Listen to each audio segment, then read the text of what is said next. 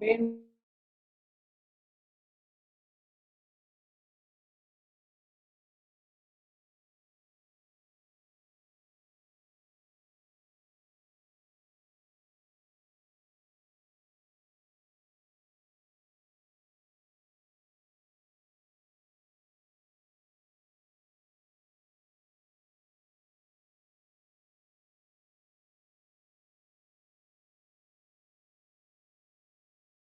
But yes, that's enough. It's not very Right. long. Okay, Yes, sir. great. Just wanted to Thank ask you, you sir. that. So after 15 Yes, minutes, sir. I'll give you a nudge, right? All the best, all the Okay. best, right? Thank you. Yeah, you can log out now, right? Or mute yourself, right? Mute yourself, Okay. please. Thank you. Yeah. Prem, so Rufus, what time we are? we'll start right away because we can't wait any longer, Prem. Okay, so Actually, we'll we'll just play start right the. away. Okay, Yeah, you so can play the music now. You so can play just the keep music on now. playing, and I think start admitting people because a lot of people. I think Nalini ma'am Yes, has come. Okay, you so can start admitting, Prem. You can start admitting. okay, Yeah. okay. So I'll play the music. Yes.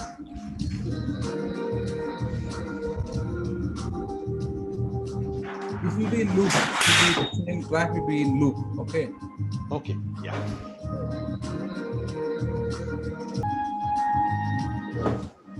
Hello, ma'am. Yeah. Good evening, Nalini, ma'am. Professor. Good evening, ma'am. Good Yes, evening. just wanted to check the audio clarity. It's Okay. good, ma'am. It's good. No, you can hear me clear, no? No problem. Yeah. Yes. Okay, ma'am. So you'll begin at sharp at 6. Hand it over to you at sharp at 6, right? Okay, Okay, Professor. perfect, ma'am. You can now So, mute yourself also. Just wanted a okay, fine. small Yeah, trial, yeah. right? Okay, Thank you, thank you, ma'am. thank you. Yeah. Yeah, thank you.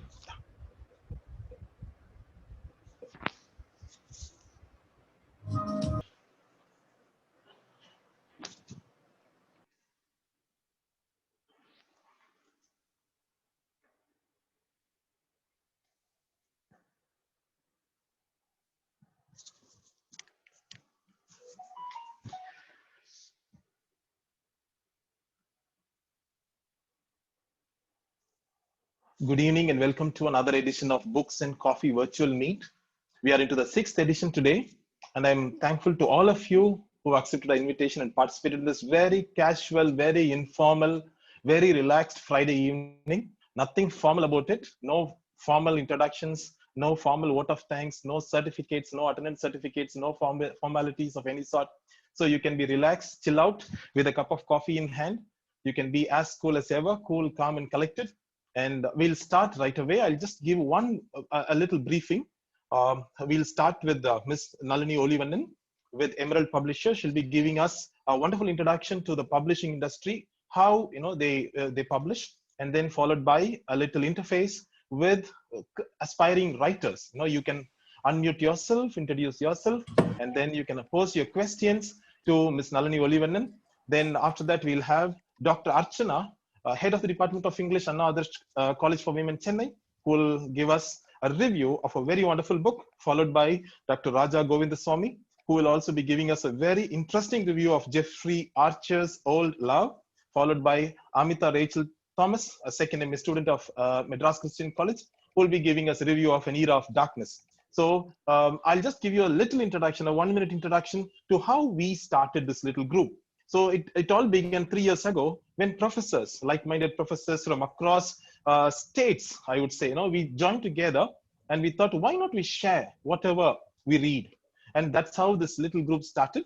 And, we believe in sharing and growing together. So it's like a garden. In a garden, you grow, it requires the right type of manure, right type of fertilizers, the right type of water, and the right type of, climate, weather, etc. for a plant to grow, not only to grow, but also to yield shoots and fruits or flowers also.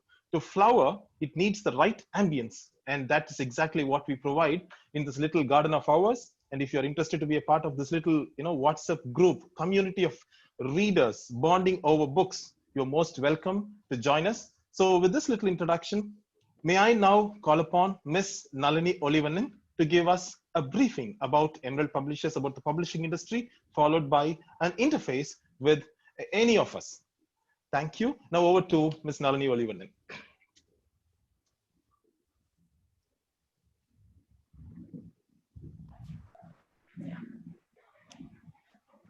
Thank you, Professor. Good evening, and thank you, Professor, for that very nice and short intro about what this program is all about.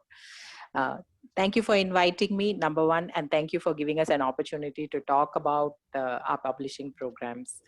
I think, first of all, I should congratulate Professor and all others associated with this lovely Bonding with Books initiative, I should say. It's so beautiful because we also run similar programs, and we know how much it actually helps the participants to, it actually gives them a great spectrum of new things to know and understand. So that way, my congratulations to everyone who's associated with Bonding with Books. Well, to start off somewhere, I have to say that Emerald is a 35 plus year old organization into publishing. And I really don't want to go into what all Emerald does, but then I want to say that we started off this thanks to the academic fraternity, that we started off with something like a co-publishing program or a partnering publishing program. And I should say it all started 20 years back, when research scholars and doctoral thesis scholars wanted their works to be published with a reputed publisher for their pursuit of academic excellence. So what started there actually took us on a different route, and then we realized that there was so many other first-time writers and authors who were very keen to have their works published with reputed publishers, and they started approaching us, and we in turn moved a little away from the academic fraternities publishing initiative, and then moved on to the general writers and authors initiative of publishing. Well, our co-publishing program is a very customized program to every individual who wants to have the book published. Only thing is, when we moved, when we actually, now I won't say when we moved away, I would say when we grew larger and accommodated more writers and authors from the non-academic fraternity, is when we realized that we also have to provide a lot of other publishing services like editing, proofreading, because academics are too good at all these things. So whenever their work was submitted, it was like pakka work that was ready to go to print.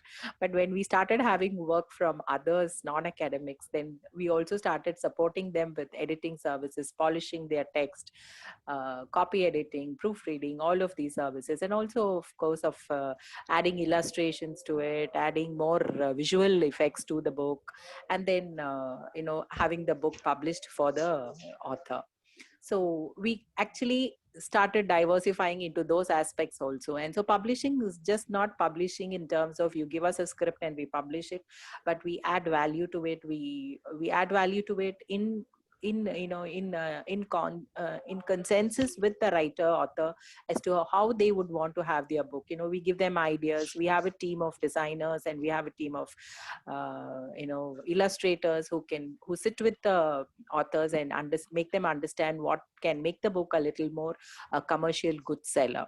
So these are the kind of things that we help with our first-time writers, or even probably first-time who come to us. And we are very happy to associate with as many authors or as many writers as possible, because it's a mutually win-win situation. We kind of lay a platform for the author-writer to be seen in the a reader circle as an established writer, and in turn that also gives us a commercial angle to selling the books also. So it's a mutually win-win situation that we are always looking at when we have new writers and authors with us, when we associate with new authors and writers. And as I said, the co-publishing program starts as low as 5,000 rupees, and it can go on to any number of rupees, that depending on the book that you want to bring out, the number of pages the book has, the kind of quality of the book, and the kind of number of pages and all of those stuff. So it starts as low as 5,000 rupees, I would say. And we started this program only to kind of encourage, motivate writers and authors, especially from among the student fraternity and from among the research scholars, who feel that they never get a chance to have their work published. So it was only to it started off there, but then that also has again grown in various directions and in various forms. So we still have those programs, and so as I said, it is a very personalized program, depending on what the author wants, depending on what the writer wants, how they want it to be, how they want to publish their work. But a very generic highlight of our program is the books are, for whatever the part of the publishing program cost that the author or the writer pays, the author writer is compensated with copies of the book. So right from 25 copies to any number of copies that the writer wants is made available to the writer for the, that is part of the publishing program cost. And then the book is made available on all the internet platforms of e-commerce such as Flipkart and Amazon, and our own website, which again is a very e-commerce driven website. And the books are made available at physically displayed at the book fairs within India where we participate. And since Emerald has been part of the Frankfurt Book Fair and the American Book Expo and London Book Fair for over now 10 years, we also can provide a platform for international exposure for our writers and authors. Once a writer or an author comes into Emerald's catalog, then they are available on an international platform. We also have it's not only these book fairs that also give visibility. It is also the fact that we have licensing and publishing arrangements with the American Management Institute, the John Hopkins University in the US, or the New South Wales University in Australia, and various other. I'm just quoting one or two that immediately come up to my mind. So since we have these publishing arrangements with them, there is also exposure of the works being made available or made visible to these international organizations also. So we are trying to kind of have, as I said, it's a mutually benefiting co-publishing programs that we are running. And anybody can even if you have only a draft of what you have written, you can always come, and then we can handhold you into the publishing program, help you complete the book. In terms of, I'm really not talking about ghostwriting, but I'm telling you the steps that we can be with you to make you complete the book and to see that the book is published.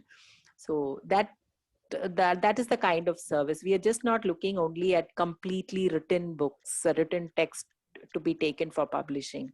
We are very open to people who have an idea to write and do not know where to start.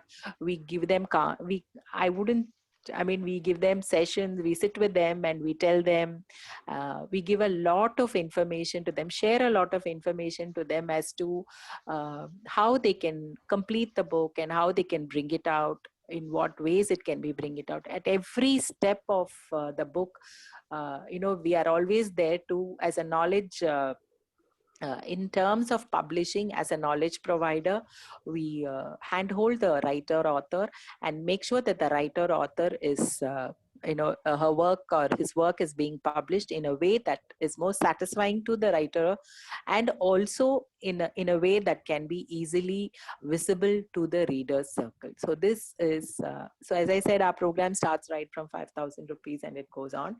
I wouldn't want to go into the other very intricate details and all. Of course, all of Emerald's book have an ISBN and they are made available to all the libraries of India, the 4 major libraries. So the minute you are a published author with Emerald, your book is available with one of the libraries, the 5 national libraries, and it is an ISBN listed book. So you get the writer author also gets all these things of credentials of being on our catalog.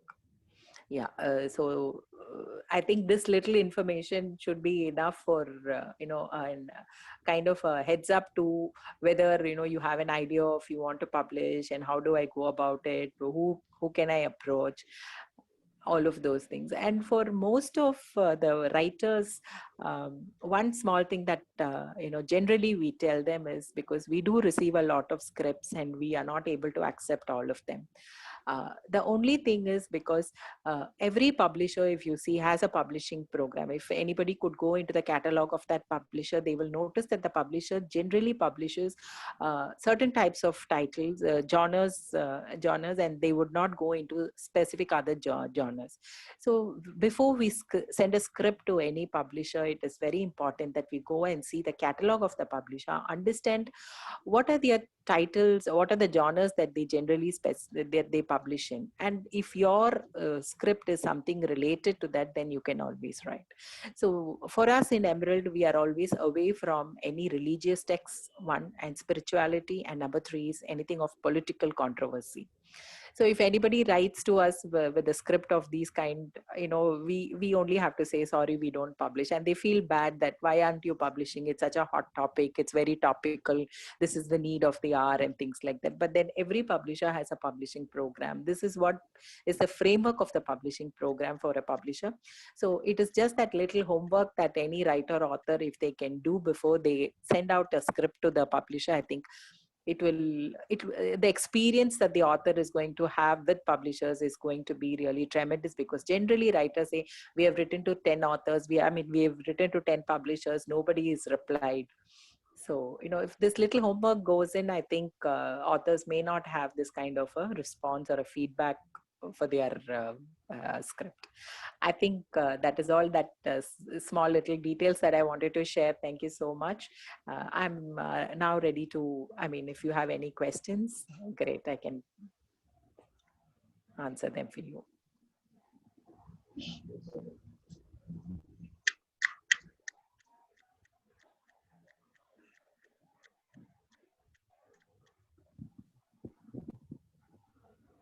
Hello, ma'am. Yes.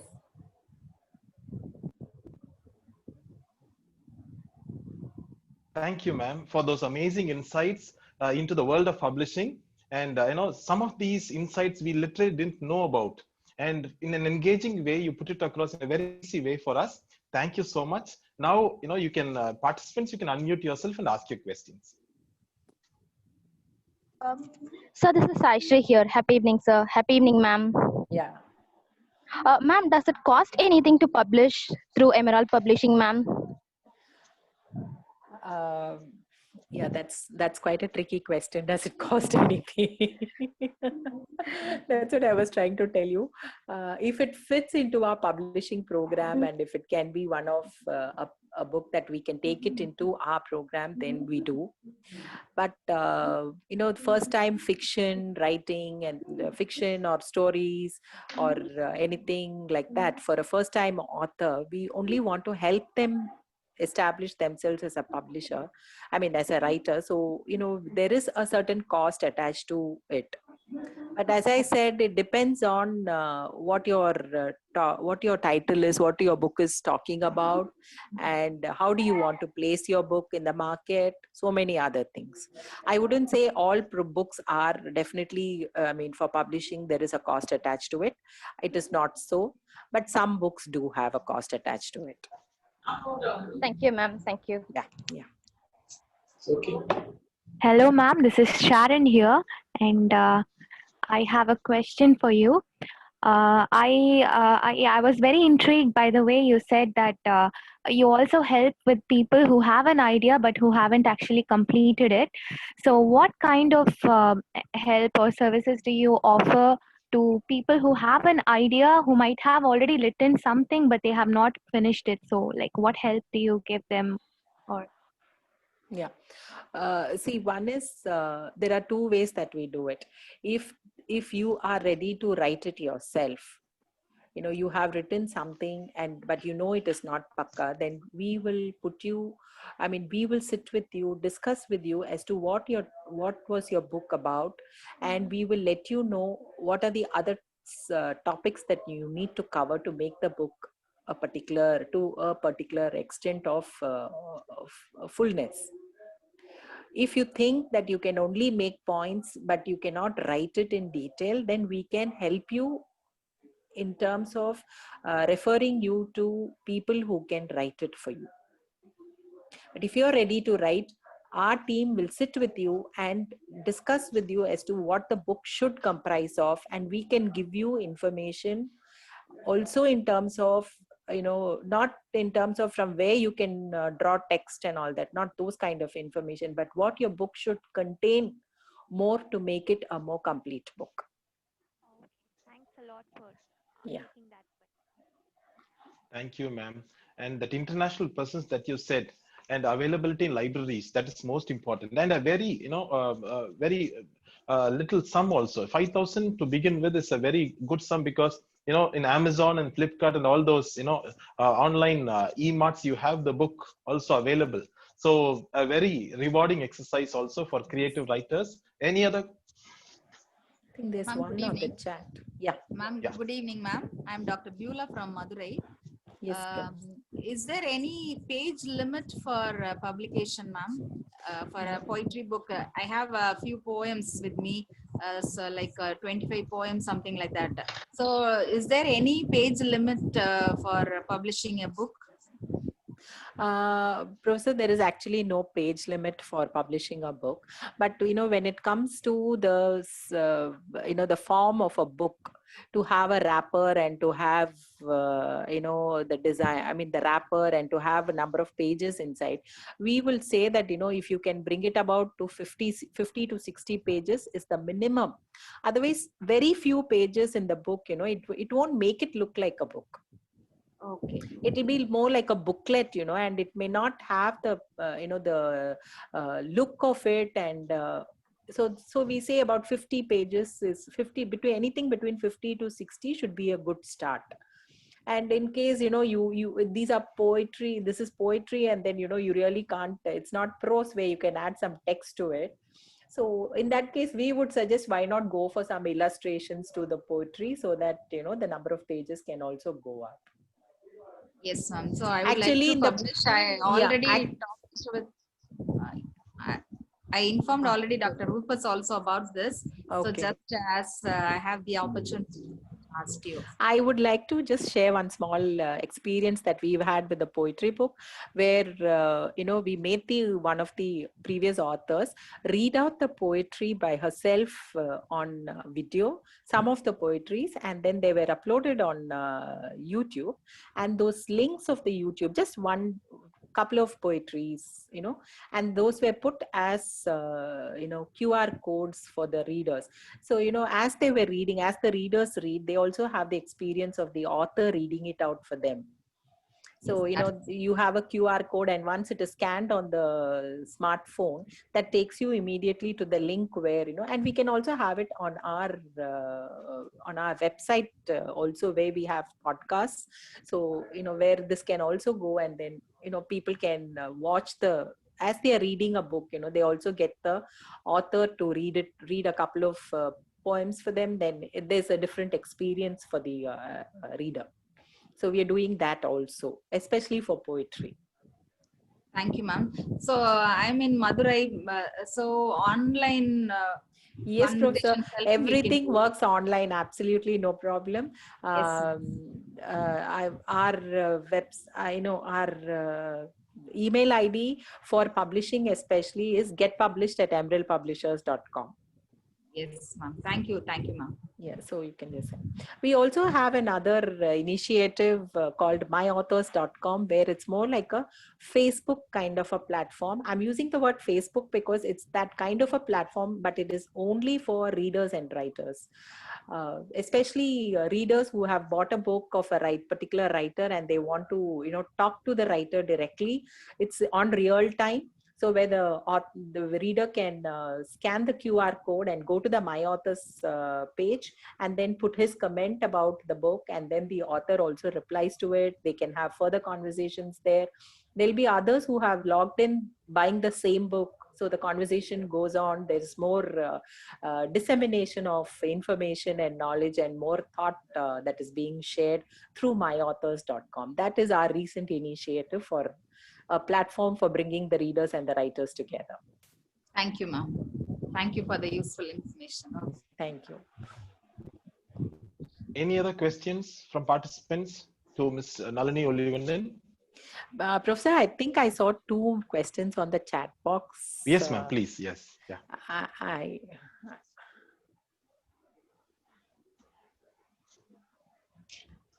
Professor, if you can how about publishing a translated work? What goes into the process, ma'am?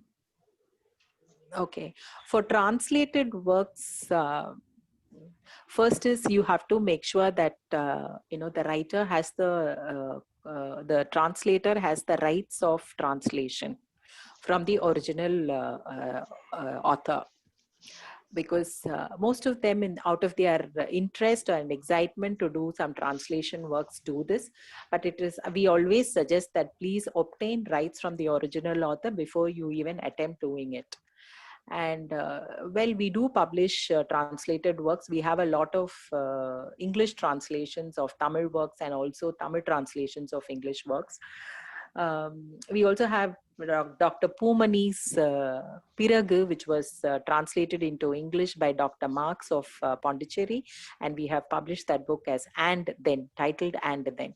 So we do have quite a few number of translated works, both ways, English to Tamil, Tamil to English. Only thing is, we make sure before you start work on translation, ensure that the original author has given you the rights for translation. And then before, yeah. Yes, ma'am. Yes, ma'am. Yeah, please continue, ma'am. Yeah, that is all. So, when it comes to publishing, at that stage, when they realize whether they have a right of translation or not, it becomes really sad, because they would have gone into the translation with a very genuine intention of translating a great work or a very insightful work. But then sometimes, it goes at that point and then stops, because we enter into agreements with our authors. And whenever we enter into, and for all the agreements that we enter into with our authors for any book, the author should have the right to for the work, So it's always good for translated works that you have the original author's permission. Thank you, ma'am. And before another question, I'd just like to show this book, one of the latest books by Emerald Publishers, FAQs and Research by Dr. Joseph Duriraja. I saw the quality was amazing, right? Amazing quality, each page, the quality was so good. And, I simply couldn't immediately congratulated Ms. Nalini Olivannan also on that, ma'am. I've done a review on this, amazing. So, they do not only... So one more question, because this is a rare opportunity that creative writers get. So just one last question. You can unmute yourself. Introduce.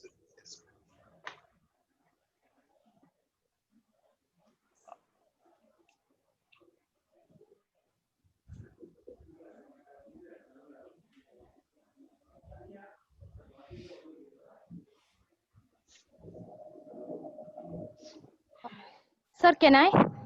Yes, yes, sir. Yes, Ms. Shashi. Ma'am, ma'am, do you publish books in Kannada?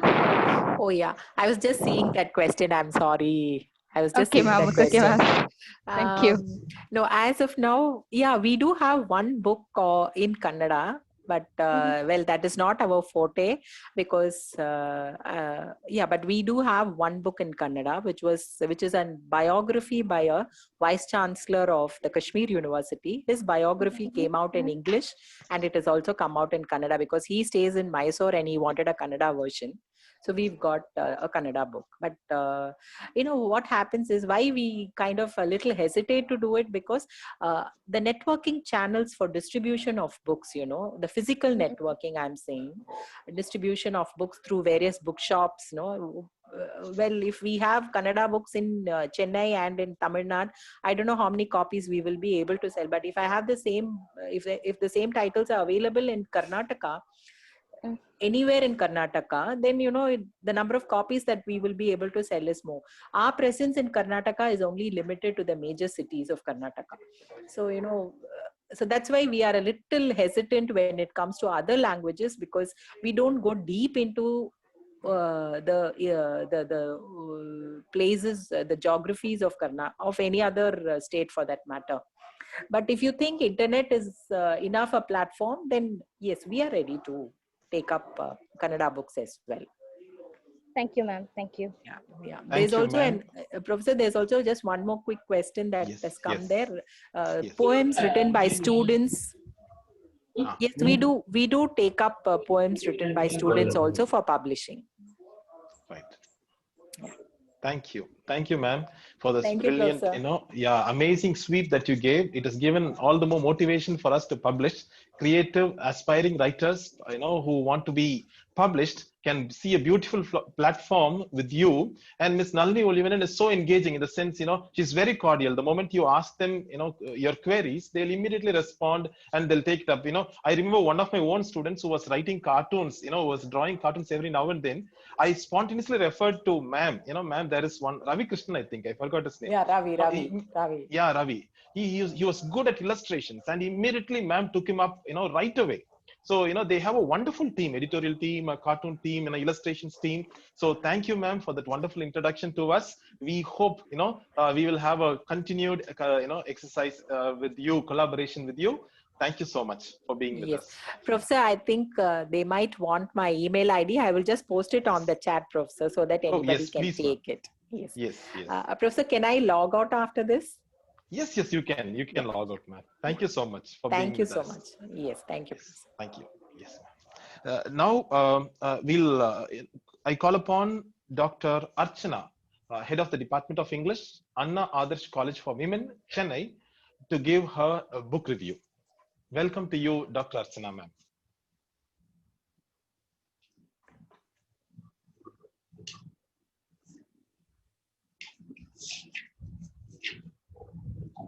Hello, Archana, ma'am. Dr. Archana. Good evening, everyone. Can you hear me, Dr. Rufus? Yes, ma'am, we can. Okay. All right. Good evening. And first and foremost, I must thank you for this invitation. And let me start with this very famous quote by Yen Martel when he said that if a book becomes the center of a social event or a social gathering, it is a brilliant idea. So, coffee and books, congratulations on this brilliance. In such resilient times, when we gather to discuss, discover, or devour books virtually, I think it's a great initiative and one of the finest odes to the spirit of Reader's Rendezvous. So Dr. Rufus and your team and the admins, Professor Premjit and Rashida, my congratulations on this great feat to start these virtual meetings to discuss books. I was indeed delighted, Mrs. Nalini Olivannan has left, to be in the company of a woman who so magnificently stormed the male bastion of publishing industry. I'm also happy to be with avid scholar, Dr. R. Raja Govindasamy, and the reading enthusiast, Miss Amita Rachel Thomas. The book that I'm going to talk to you about is not a surprise. The flyer has said it all. So you know that I will be talking about the book called The Ukrainian and Russian Notebooks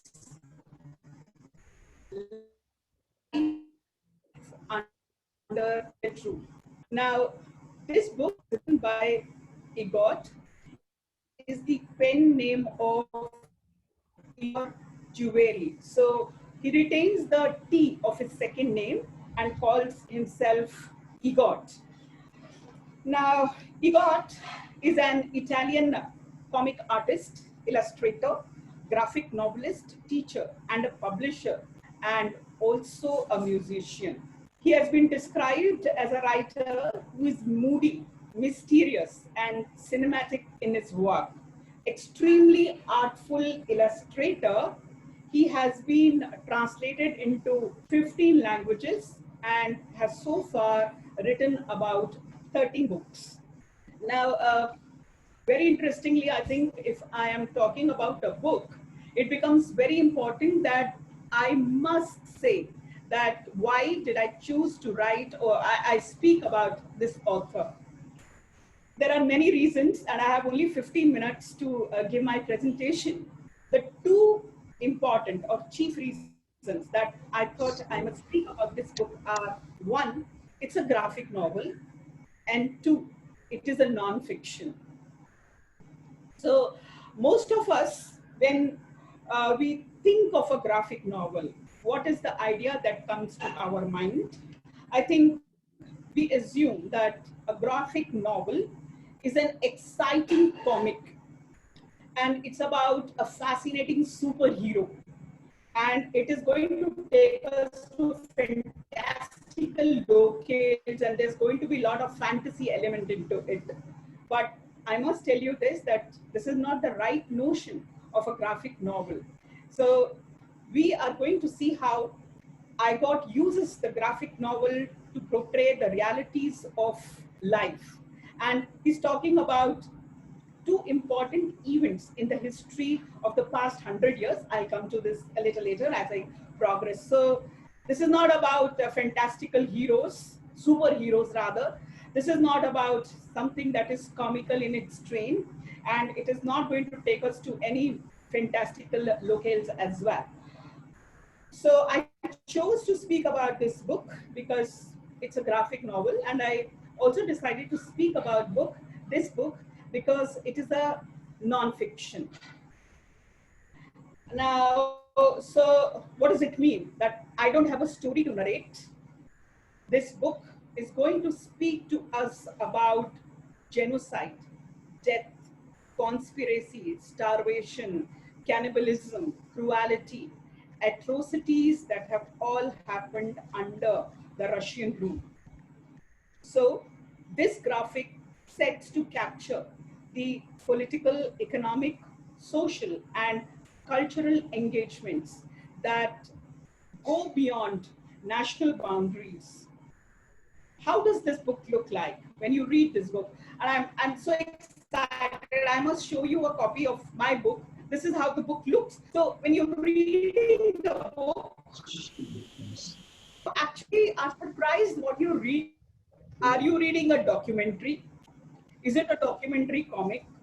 Or are you going through some bureaucratic register which is telling you about death, starvation, the army, the militia, what happened to the people? Is it something about history, or is it something that has got to do with investigative journalism? I must again, having said this, tell you that when Igort was writing the book in his native language, when he wrote it in Italian, these appeared at two different books. One was called the Ukrainian book and the other was the Russian book. But his English translator decided to club the two books together, and thereby we have only one novel. The novel is, the graphic is a compelling account of two harrowing events in our recent history. One, the two important events are, one is the Ukrainian famine of the year 1933 and 32.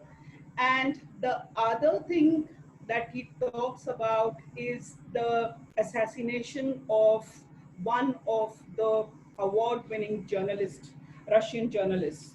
So when we look at the two periods that Igort has covered, one in the 1932 and the other in the 2016, 18, 17, that period, he has chosen to show to us what has happened under the Russian rule in the past many, many years.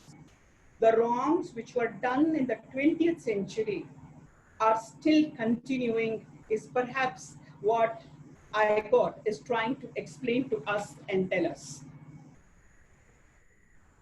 Being an Italian, why should he write about the Russian rule is one question that came to my mind, and I was very inquisitive about.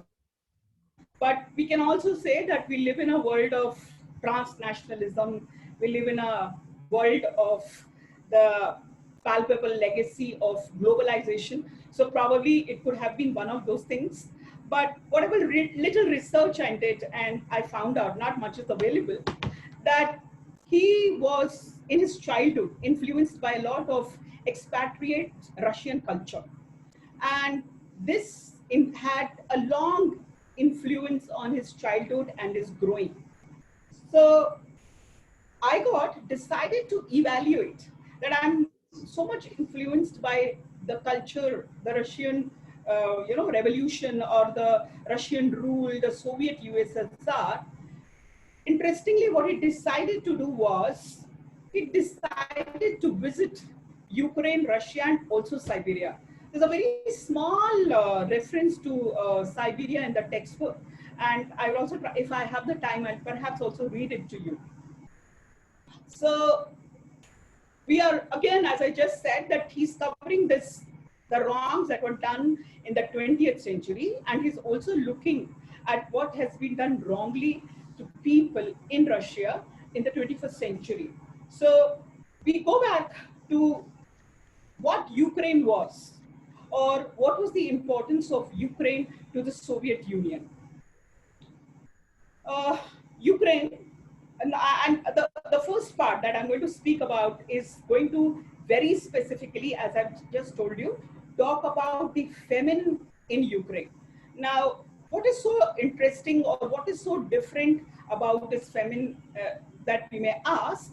And Ukraine is a city or a place or a country which has been seeing a lot of famines. It's not that they have not done it, but then why did Igort decide to speak about it is something that we'll need to find out.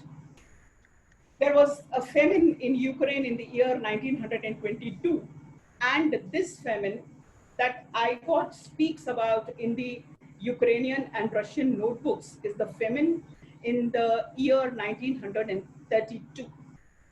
I will be also sharing a small slide presentation that I have towards the end. If I have the time, I'll explain. Otherwise, I'll request Dr. Rufus to share it with all those who want to have it. So, Joseph Stalin has now taken over the country, and he has taken over the empire from Lenin. But this country is not a very prosperous country. This country is like a back empire. He has inherited an immense nation, but it certainly is a backward empire. So what he has to do, he has this ambitious 5-year plan.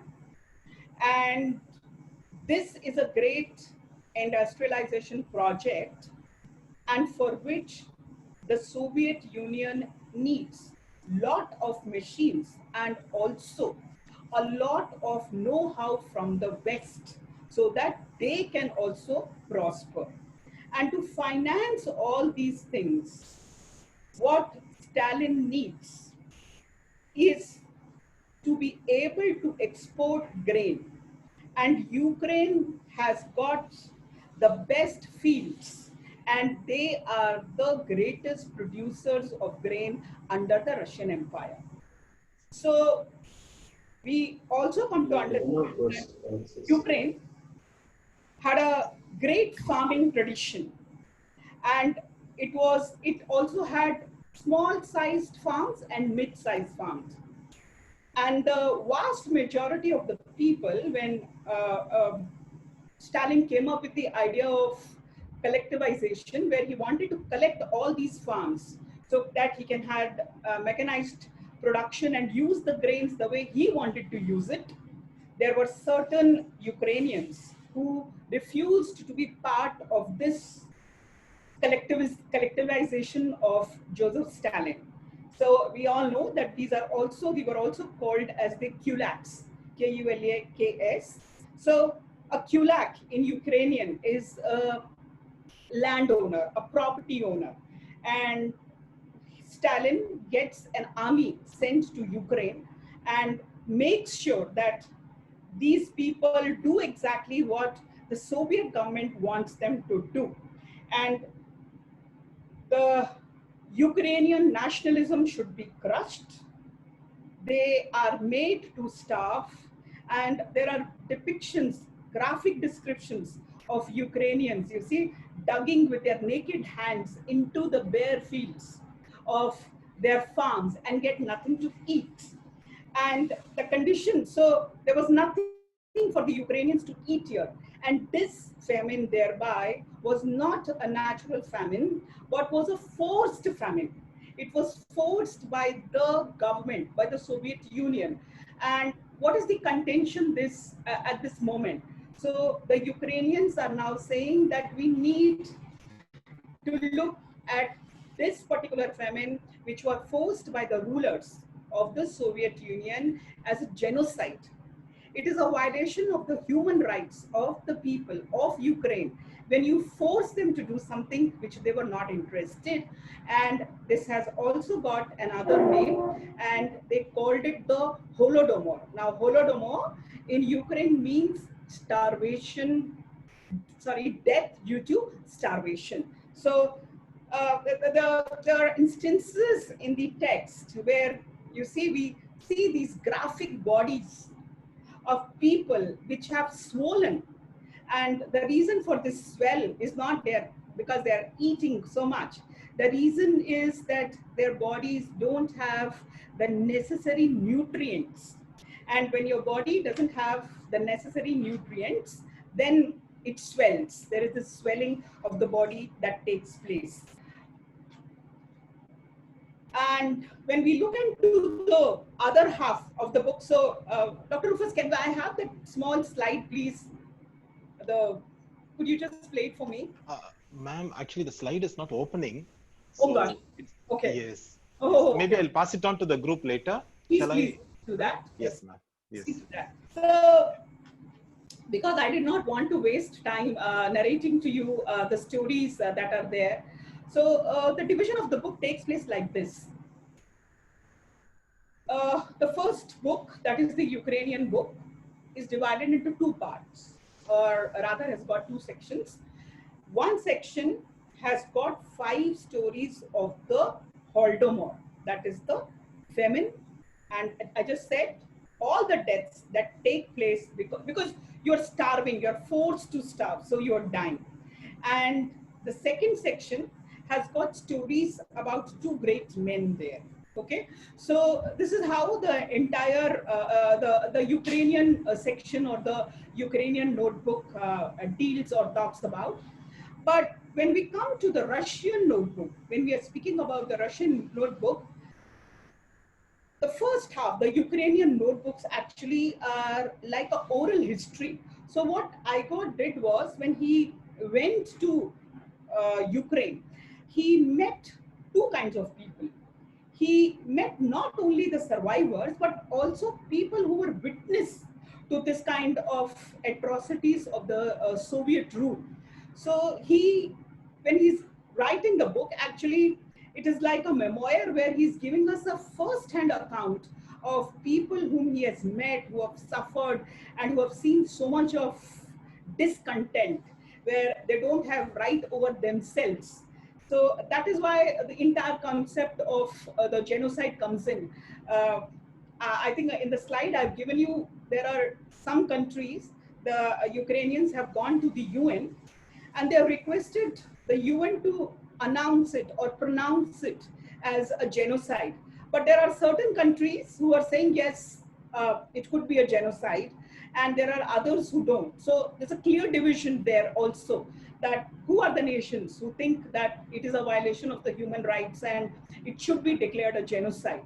The second book, that is the Russian book, is simply fascinating. Not that the first is not, because this book reads like investigative journalism of one of the finest kinds. And any guesses we can take that who perhaps will be killed or murdered or assassinated has to be someone who is for the Ukrainians, whom Putin, as the president of Russia, thinks is someone who doesn't have to speak what she's talking. So the second book, which is the Russian notebook, investigates. It's like the investigative journalism happening, and this book goes on to investigate the murder of the award-winning journalist Anna Politkovsky, and Putin had vehemently criticized her. She was very passionately writing about the Holodomor. So every time she wrote, there was this threat to her life. and she was sometimes detained, she was sometimes questioned and poisoned also. And finally, what happens to her is that she is murdered. So the second book, the Russian book, is about Anna's assassination and how she's abused and she's murdered, and what is the torture that she goes through, and what is the abduction. So there's a very beautiful, dialogue where Anna is talking to her friend, and she says that I'm under threat constantly, but I feel that what had happened to the Ukrainians was not the right thing. It should not happen to them. And I'm not able to see into the eyes of my children if I don't talk about this wrong. So this kind of, yeah, we know that sometimes these nations, we are in this kind of a pandemic as well, that how they want us to believe in the packaged truths. All right. So some of these truths are packaged, and we are kind of made to believe that this packaged truth is the truth. Now, Anna Politkovskaya was against this, and she said that it is not possible for me, to bow down to Putin.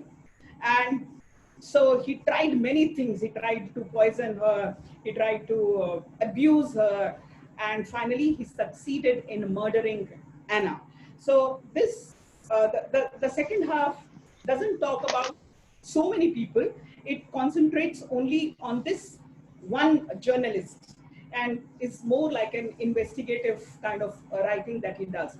Now, I do not know, it could be a great coincidence that we've all been reading the recent news, how Alexei Navalny, the opponent of Putin, is not in his country. We all know, I think this was the news on 24th of August or something. He was also, he doesn't like him, so he wants to poison him, he wants to murder him. Finally, on the 24th of August, he had to take this flight, and they say that Alexei now is in Germany, getting treated for some kind of an ailment, right? So I think when you read such things, you immediately are able to associate with the contemporary world that we live in and the society that we are all in. I also remember watching the series on Chernobyl, and there also, what does the government do? It kills the scientists because it doesn't want to take the blame of whatever has gone wrong. So they don't want to be blamed. So what do? They kill the scientists. Okay, Dr. Rufus, how much time do I have? 2 more minutes, ma'am. 1 or 2 more minutes. Okay. So very briefly, I would like to also speak about the art of this masterful illustrator. Look at the mundane title of the book. It's called Notebooks. You see, you never call something a notebook. And I mean, this is how you see the book looks. The book looks like a notebook, all right? And some of the pages are colored and some are black and white. I think the slide that I've sent you is was some of these black and white pages. And very quickly, look at this picture of Stalin. And when you go through the book, you feel as if you are in an art gallery. See here, that, you know, the feeling, these portraits are so amazing that you feel that you're not reading a book, you're in an art gallery. Look at these. I've showed it in my PPT, and I request Professor to share it with you if it happens. So, you know, this is the magnificence of his art. You know, the feel of the book, and some of these are, you know, colored pages as well. But the way the content of the book goes, the way he writes about it, the way he depicts, some book looks like a notebook, the other is as if you are going into a gallery, and the others are colored. So I think it was fascinating for me to read this book and look at it from the different aspects, not only of art, content, but also the artist and his own feelings and how he felt about it. I like the book a lot, and it'll be a great idea if all of you could also try reading it in case a graphic and non-fiction kind of writing is something that you like to read. Thank you so much. Thank you so much, Dr. Archana, for giving us a very engaging review on a wonderful book. A graphic novel, something new, a new genre. Any questions from the audience? You can unmute yourself and ask a question.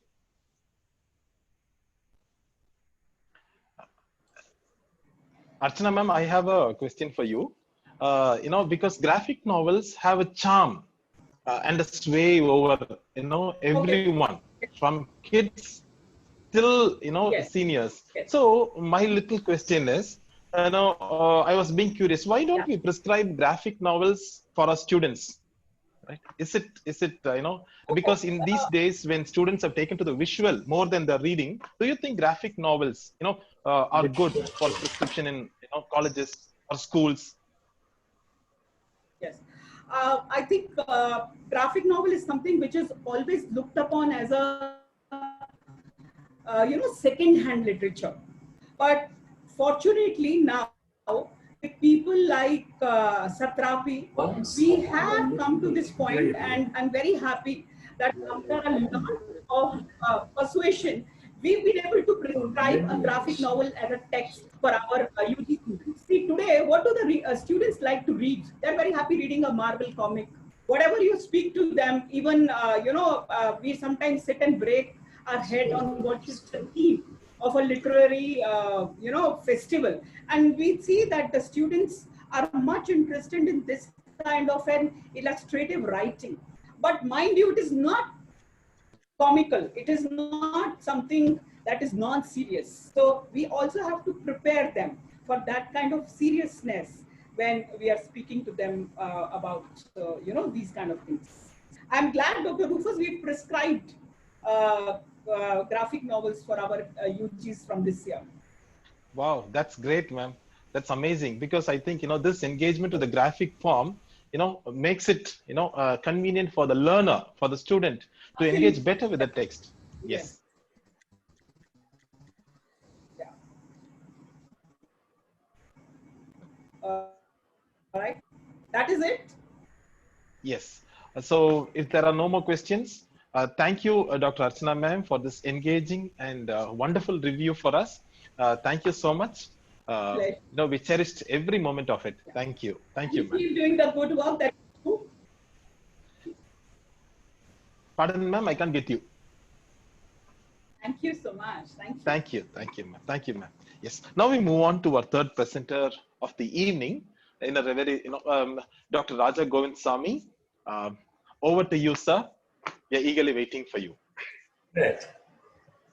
Once upon a midnight dreary, while I pondered weak and weary over many a short fiction of Lord Jeffrey, I stumbled upon this old love story and read it right with great hurry.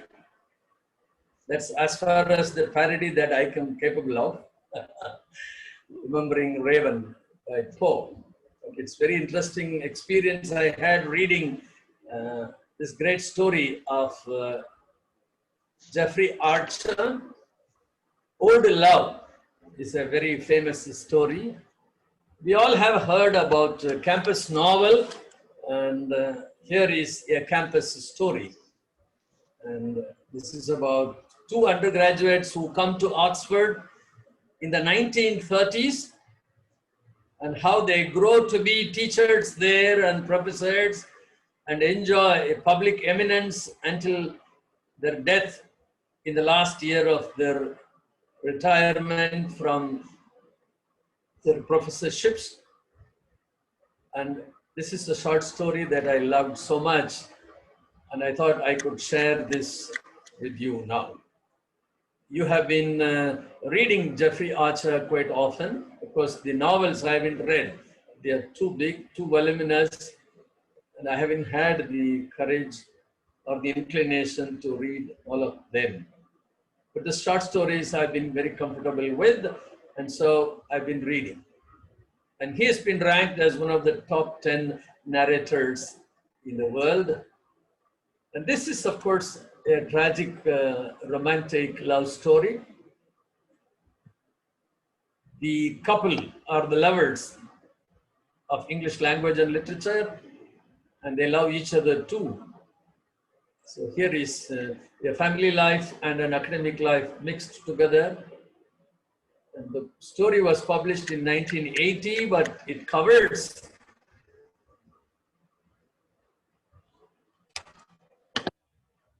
I see a chat with the message.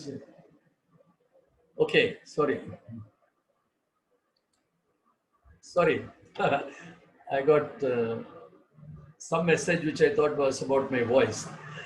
Fine, coming back to this story. The story is set in 1930s, and two young people come to Oxford as undergraduates, Philippa Jameson and William Hatcher. It's not the story, the kind of romantic story that you find of people getting married and living happily ever after. In fact, they quarrel, they met, they continue to quarrel even after the marriage, and even at the death, they only quarrel, and what happens is a very interesting twist at the end of the story. What I love so much about this short story is that Jeffrey Archer, who studied at Oxford for a diploma in education for a year but stayed around for 3 years, seems to have gone around Oxford and known every nook and corner. And so the short story actually is very rich in its portrait of Oxford and the colleges and the kind of people who had been there in the 1930s. And there are a lot of references to critics who we have read as contemporaries and classmates of Philippa and Williams. So what happens? The couple come there. Is it love at first sight? No, it is actually hatred at first sight. Somehow they take a dislike to each other because each one is very intelligent. And what happens as they proceed is they get to know a little bit of each other. Philippa is the daughter of a vicar in a small village, and of the same height that both of them are. She has a high-pitched voice and he has a deep voice. And as they argue in the class, their tutor sets one against the other in order to get the best out, and the rivalry grows high. And what happens in the second year of their studies, they compete with each other, they prepare their essays and are given prizes and awarded A grades, etc. Although each one flirts with others in the second year, but it is to no avail for each one of them, but they continue to be sworn foes in the classroom. And so they move to the third year. And as they move to the third year, an announcement comes about a special prize called Charles Oldham Shakespeare Prize. And this is something that both of them would like to win. And they prepare this for this competition. And as they prepare for this competition, they spend a lot of hours. They work so hard, and each one all the time taunting the other. And Philippa always trying to kind of score over William, who has a certain chivalry in him all through his life, even as he engages himself with her. And so these repartees and rejoinders are parodies of some of the quotes that you have read in literature. And so every time you read, you get to have a feeling that Jeffrey Archer seems to have steeped himself in his study of English literature, because of which he has such a command as he talks about two undergraduate students who are scholars by nature. So the day before or a week before the announcement is made, the father of Philippa dies, and he takes her to her place, and there is a certain understanding that develops between them. In fact, the maid at the house, I'm so happy you have made a good choice. He seems to be a nice young man, though she doesn't make any comment about it. After the return, he invites her to go to Stratford-upon-Avon in order to see Shakespeare's plays.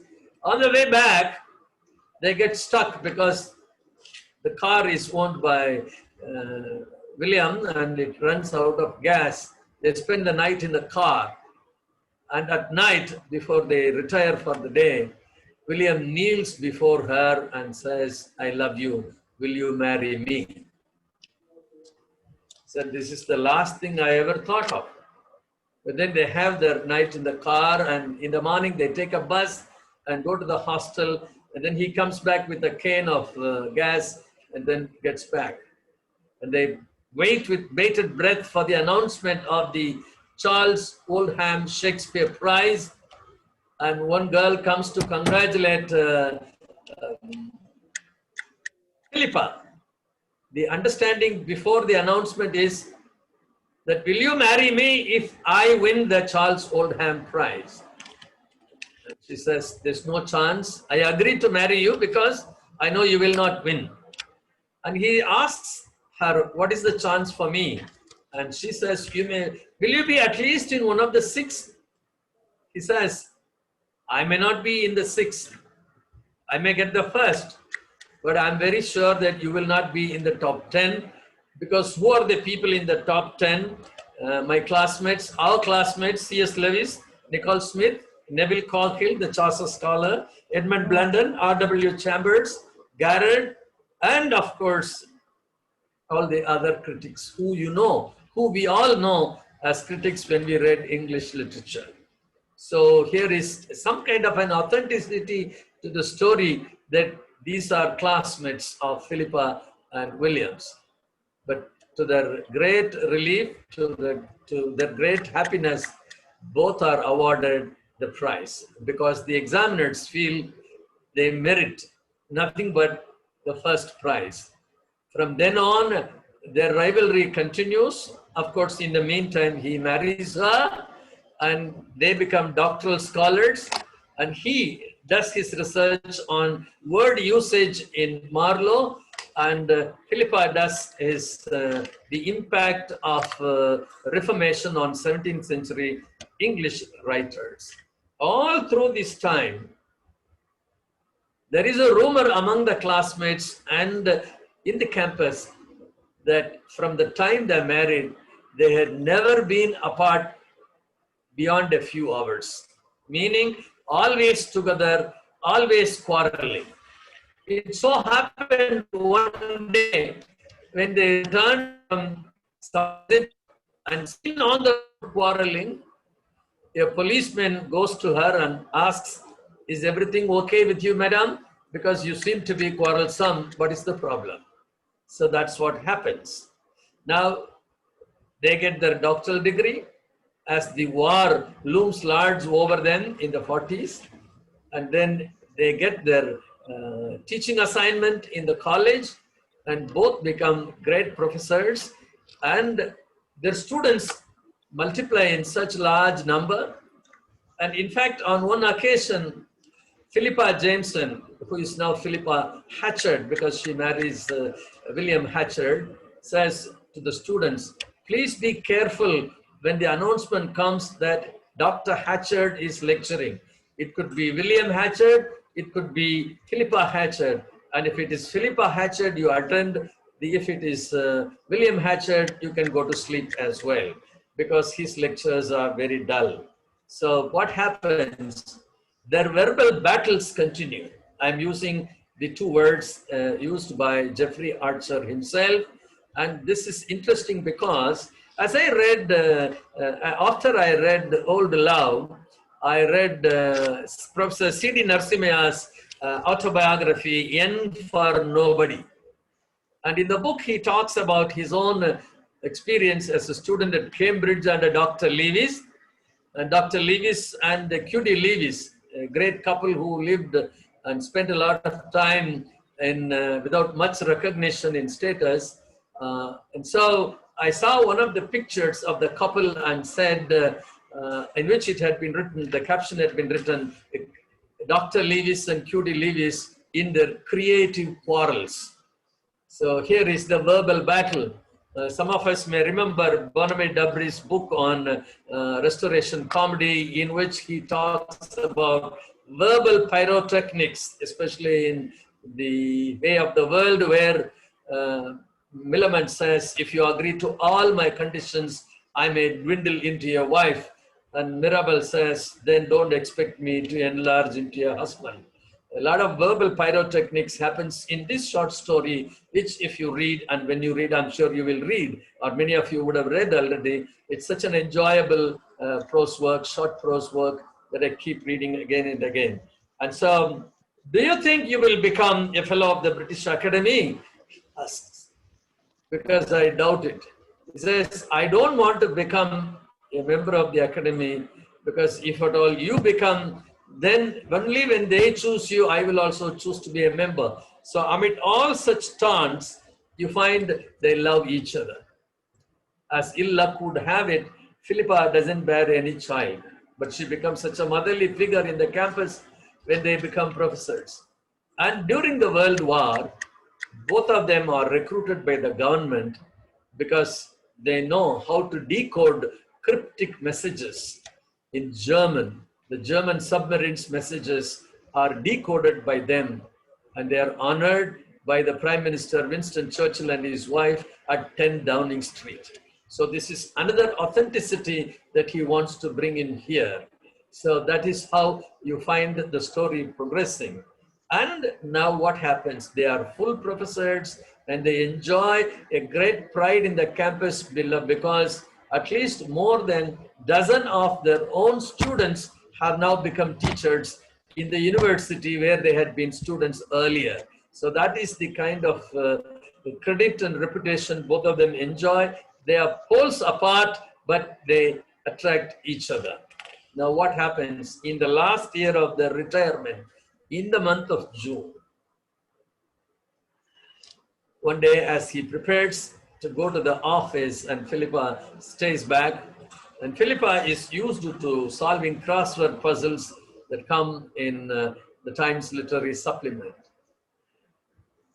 And over breakfast, Professor William comes across one puzzle which said Skelton, John Skelton reported that this landed in the soup. And this was the clue. He filled it immediately because he remembered this particular work by John Skelton, and he wrote the 8-letter word. He filled the gap, Wim Wham, W-H-Y-M, W-H-A-M. And when Philippa came during breakfast, she said, there's no such word. I referred to Shorter Oxford Dictionary in the kitchen, and he says, you, my dear dull woman, it's there in Oxford English Dictionary. I will go to the department and then inform you as to who has won. And for one time again, he says, I have been working with you, living with you as professor and husband.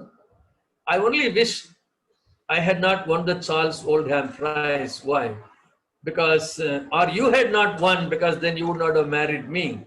Because the prize you hand over at the end of the year, it goes to the next winner. But now I am stuck with you. I have lived with you, and even after retirement, I have to bear with you because you're my husband.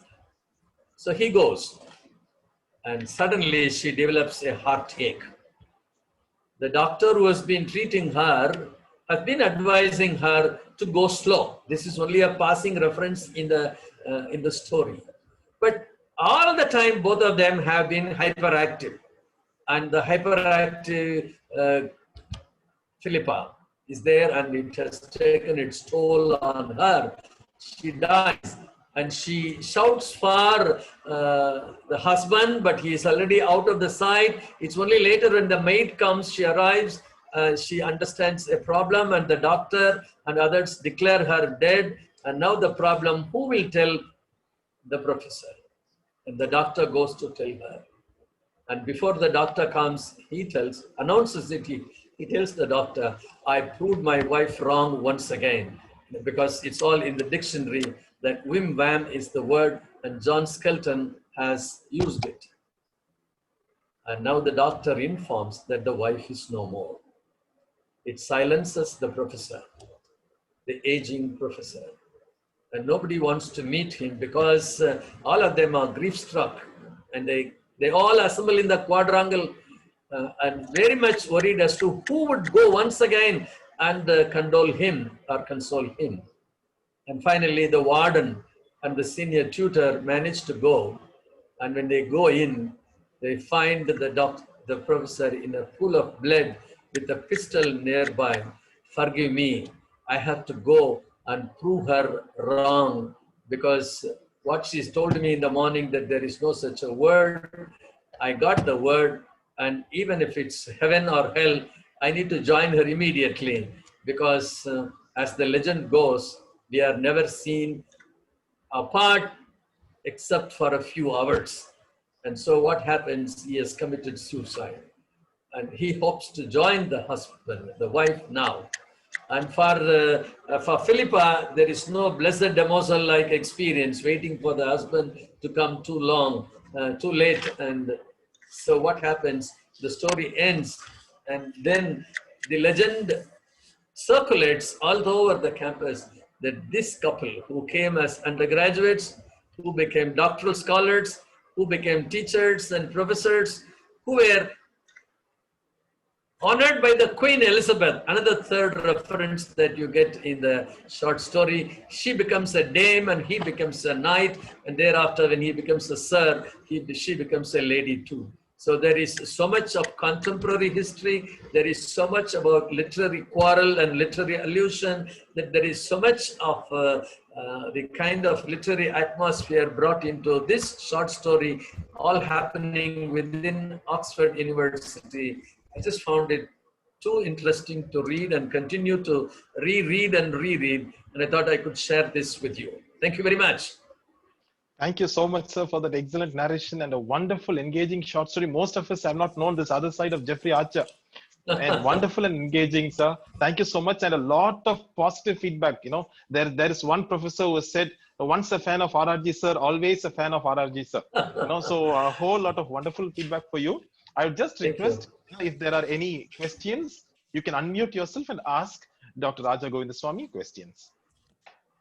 And you can introduce yourself also. Questions. Yes.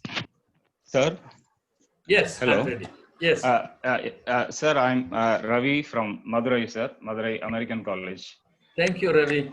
How are you, sir?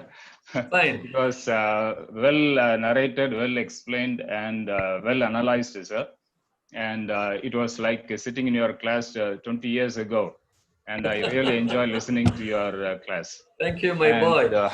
Yes, and I still remember how you used to encourage the students by buying books also, like yes. Little Dorrit. I still remember.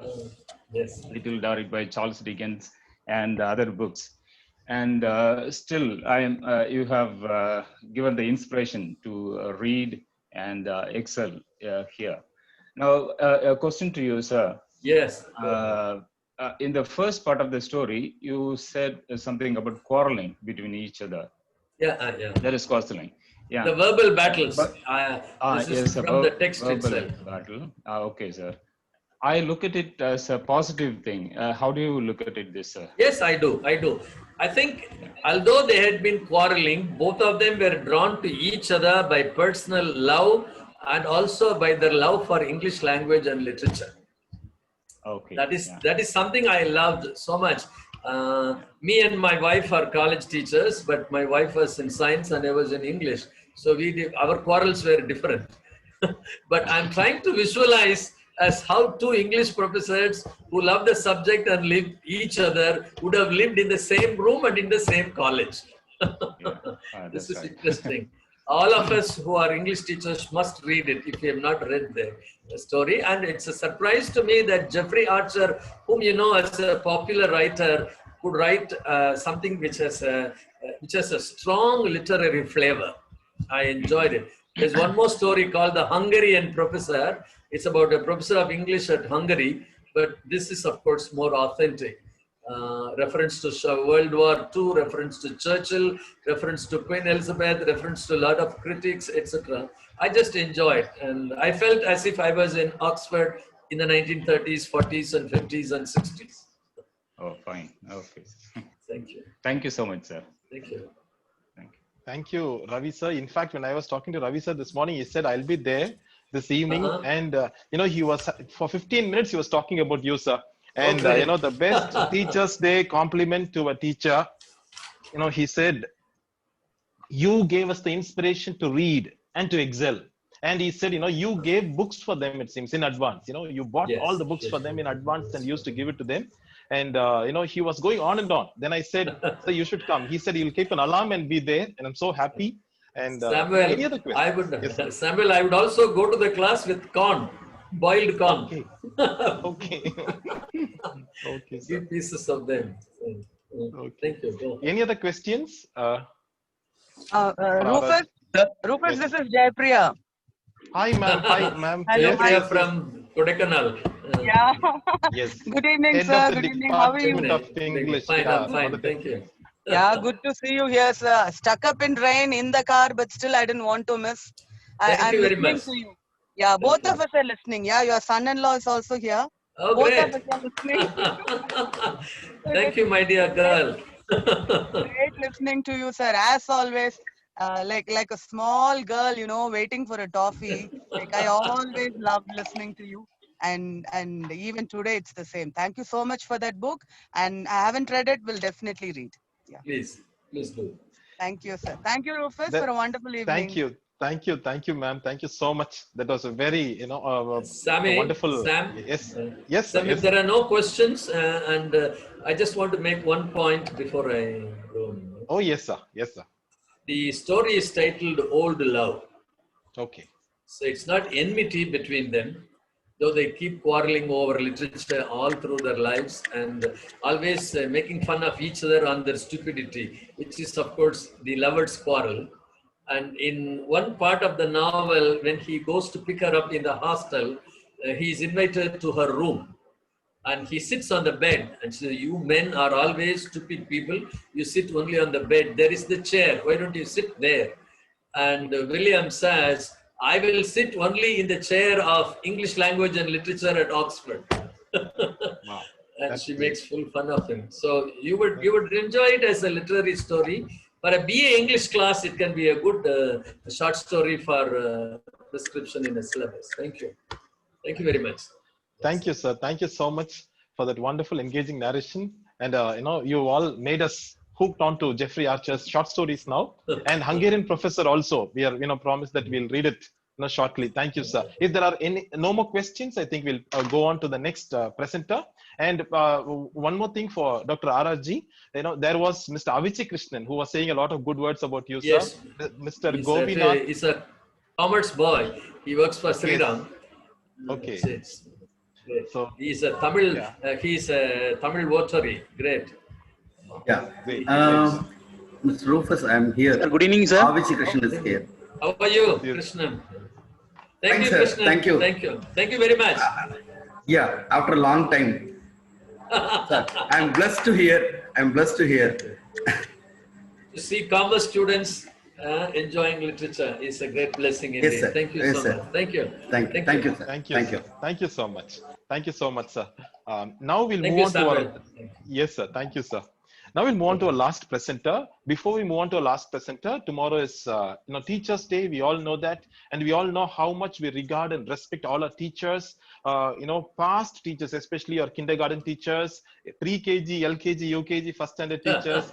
If you have any of such teachers who are inspiration to you, after Miss Amita Rachel Thomas' presentation, you can just give a word for them. Retired professors, or that's why Professor Ravi, immediately he came and he said he wanted to express his thanks to Professor Raja Govindasamy. I'm so happy that he came, and any of you who wants to give your wishes for your teachers, past teachers in kindergarten or school life, who have molded you, shaped you, or retired professors who you think have been a great inspiration for you after Miss Amita Rachel Thomas' presentation on An Era of Darkness by Shashi Tharoor, you can come forward. Right now, over to Miss Amita Rachel Thomas for her wonderful review.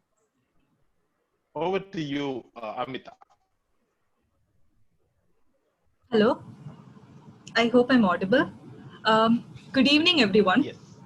I would like to thank Professor Samuel Rufus for giving me this opportunity to speak at the 6th edition of Books and Coffee. A few years back, I had the privilege to hear Shashi Tharoor speak at the Hindu Lit Fest, and like most of us, I was in awe of his language, and therefore, while reading this book, I could almost hear Shashi Tharoor read it out loud in my mind. So this book is called An Era of Darkness. Most of you must be familiar with the viral WhatsApp video or Facebook video or the YouTube video where Shashi Tharoor spoke at Oxford. He spoke at a debate for the motion Britain owes reparations to her former colonies. So later he wrote this book, and I'm just showing a copy of this book. He wrote this book, and I was surprised because he has said nothing new in this book. What he has written is basically, he has organized facts from credible sources. That's it. And facts which we are already familiar with. So therefore, An Era of Darkness, and the subtitle is The British Empire in India. So the title with the name Darkness, it is kind of contradictory to the saying that the sun never sets in the British Empire, because now we see that this entire period of our Indian history was in darkness and there was no sun. Darkness here refers to the lack of advancement in the political, social, technological, scientific fields, and how any sort of development was suppressed. He wrote this as an argument for the people who, the apologists for the British Empire and for the British legacy. And by apologists, I don't mean only the white people, but also the Indians who still till this day think that the British has given us many gifts and many opportunities for development. So the colonial enterprise, their motives can be primarily categorized into the 3 Gs, that is gold, glory, and God. And for the British Empire, gold was the primary source. And this is something with reference to Teacher's Day, my social science teacher told me in school, the 3 Gs. Everything and everyone was on sale. And in his first chapter, Looting of India, he even says how the Hindi word loot was taken and appropriated into the white man's dictionary. India held a share of more than 23% in the world trade, but then once British left, it was less than 2%. And when they left, it only 25 million Indians were only 25 million Indians were employed out of 350 million the population. So Britain's industry and revolution was based on the deindustrialization of India. So trade, a lot of apologists for the British Empire also say that because in Britain had superior machinery, and the Indian trade could not compete with that, and therefore Indian industry suffered from it. But Tharoor says that we were not given that opportunity to develop our own technology. And even if we didn't have the technology, given our resources and given that India was a very wealthy state, we could have imported that technology. Besides from the textile industry, there is another industry he mentions, which is the steel industry, and how they created arbitrary laws in various fields, particularly the steel industry, where India was required to make the British standard specification steel. And it was much more costly to make this standard of steel than the non-British standard, which is accepted all throughout the world. Therefore, India had to make the steel and sell it for only for Britain, and therefore it suffered losses from it. And besides that, diamond, gold, and other precious metals and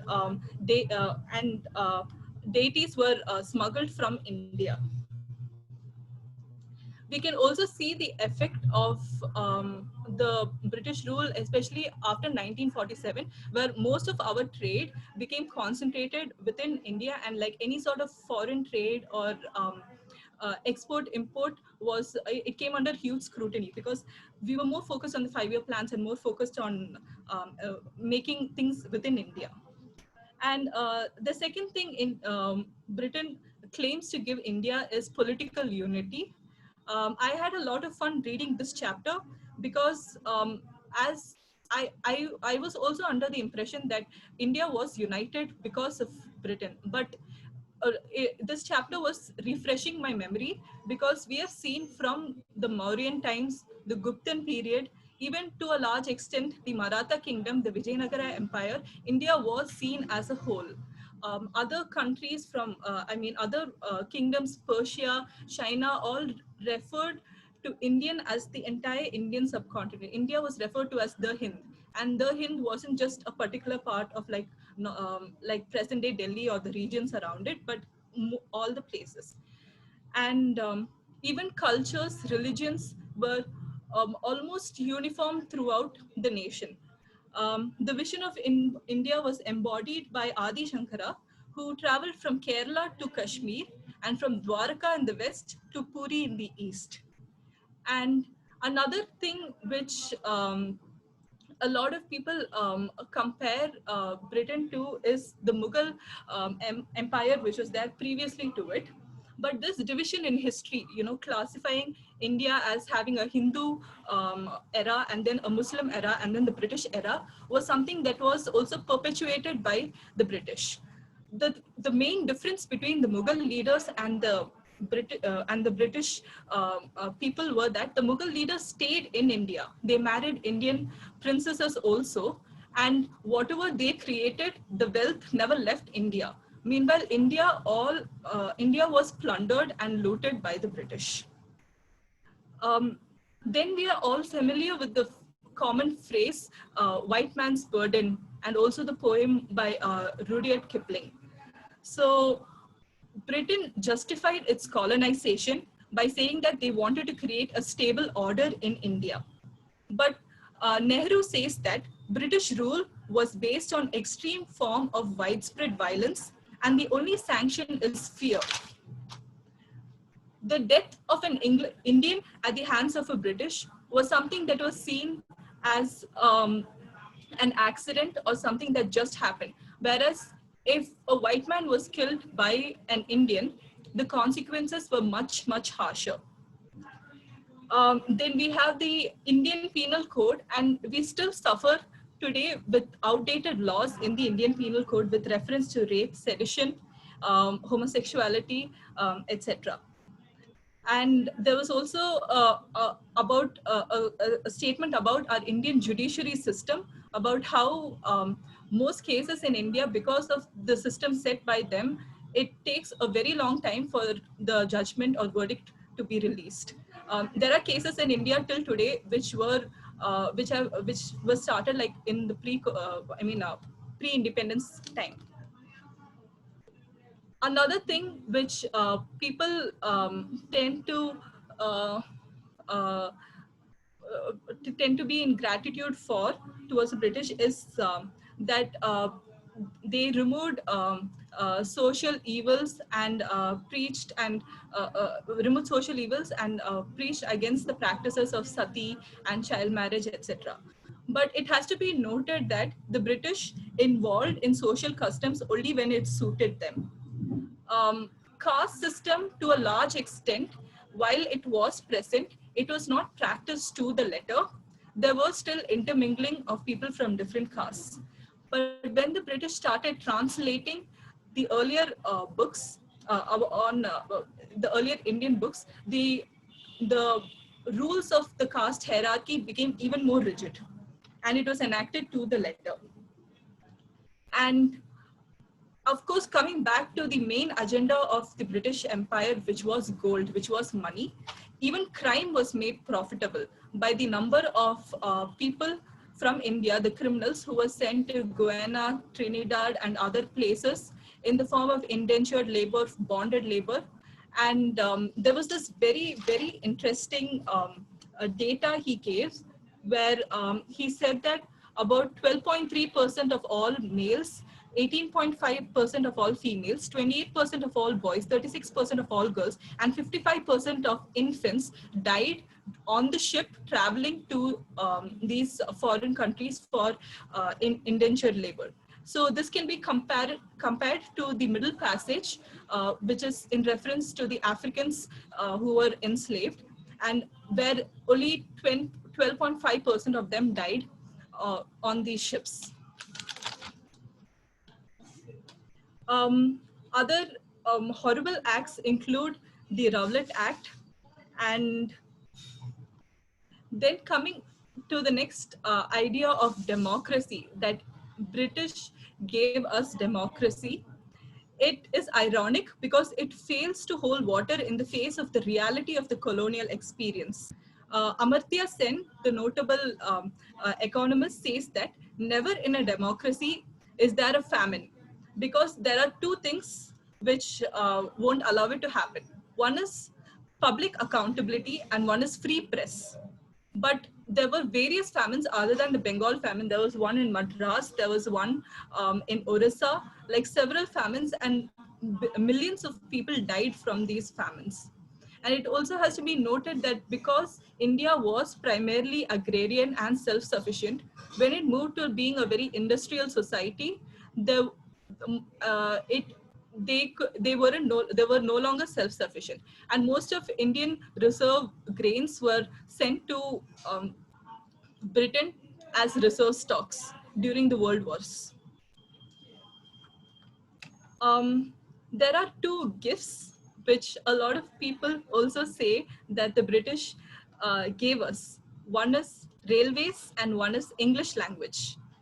The railways, it's quite interesting because all losses were borne by the Indian people and all gains were pocketed by the British. So Indian Railways, it was created for their purpose, and it is not a gift to us.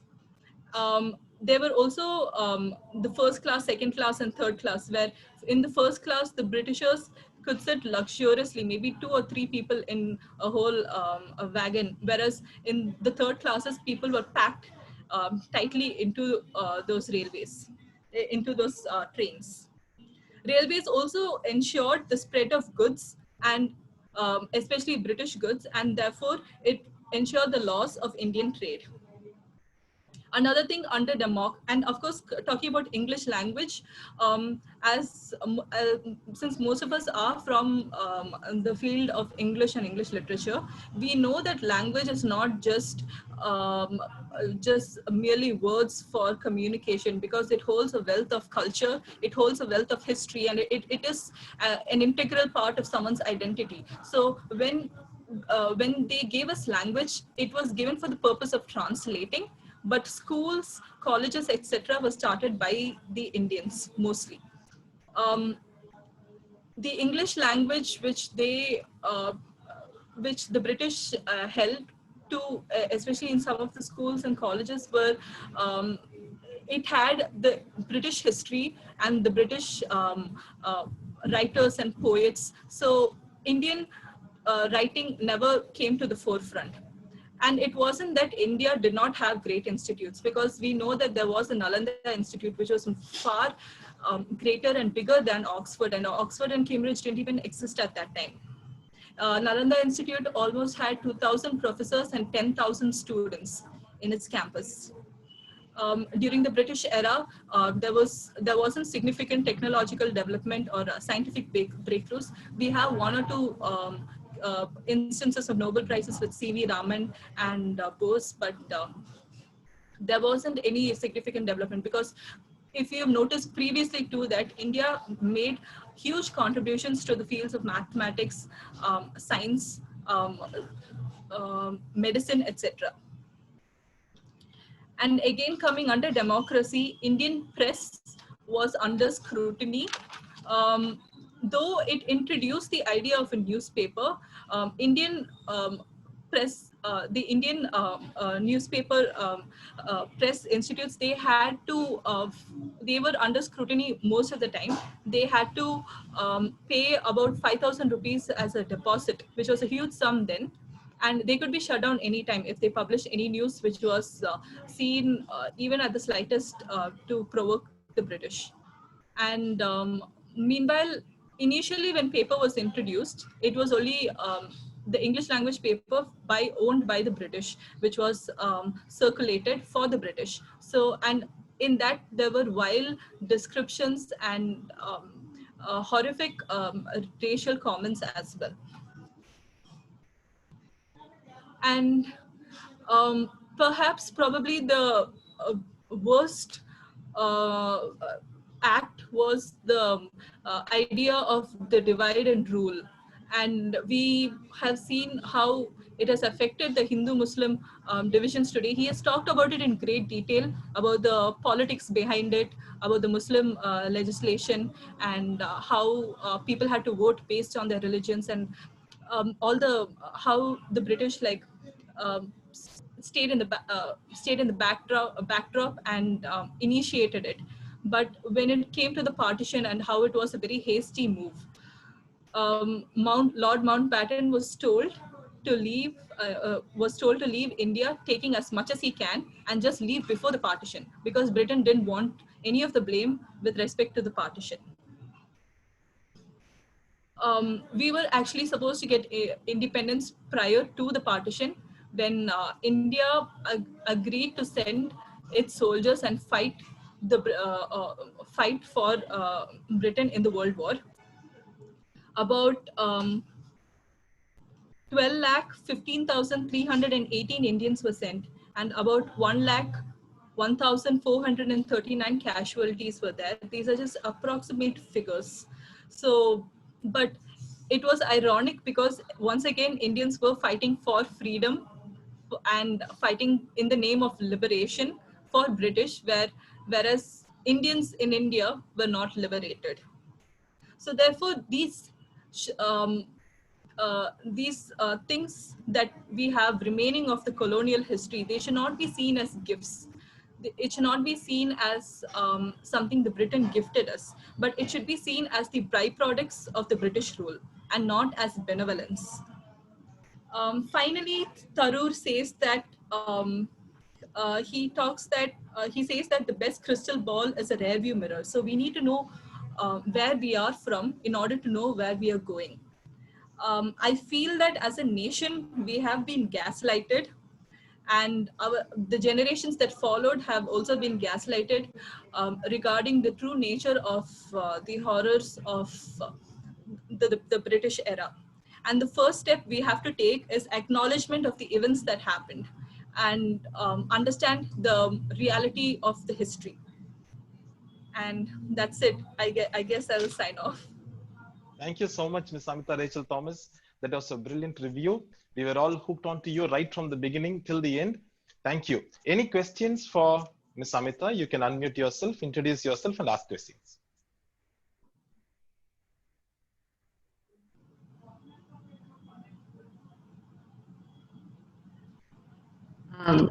Sir, may I ask a question? Yes, ma'am. You can introduce yourself and yeah. Sure. I'm Asha Ipan, and I have a question for Ms. Amita. So, Amita, first of all, thank you for your review and being. It was quite nice, especially for students of history and people who like English. I must admit that it will be difficult for me to read some of Shashi Tharoor's books because I feel that sometimes he makes things a little bit more complicated than they seem. My question to you is, you've made this argument, and I think Dr. Tharoor has also made this argument that, all things like the railways and all are just like accidental byproducts that serve us today.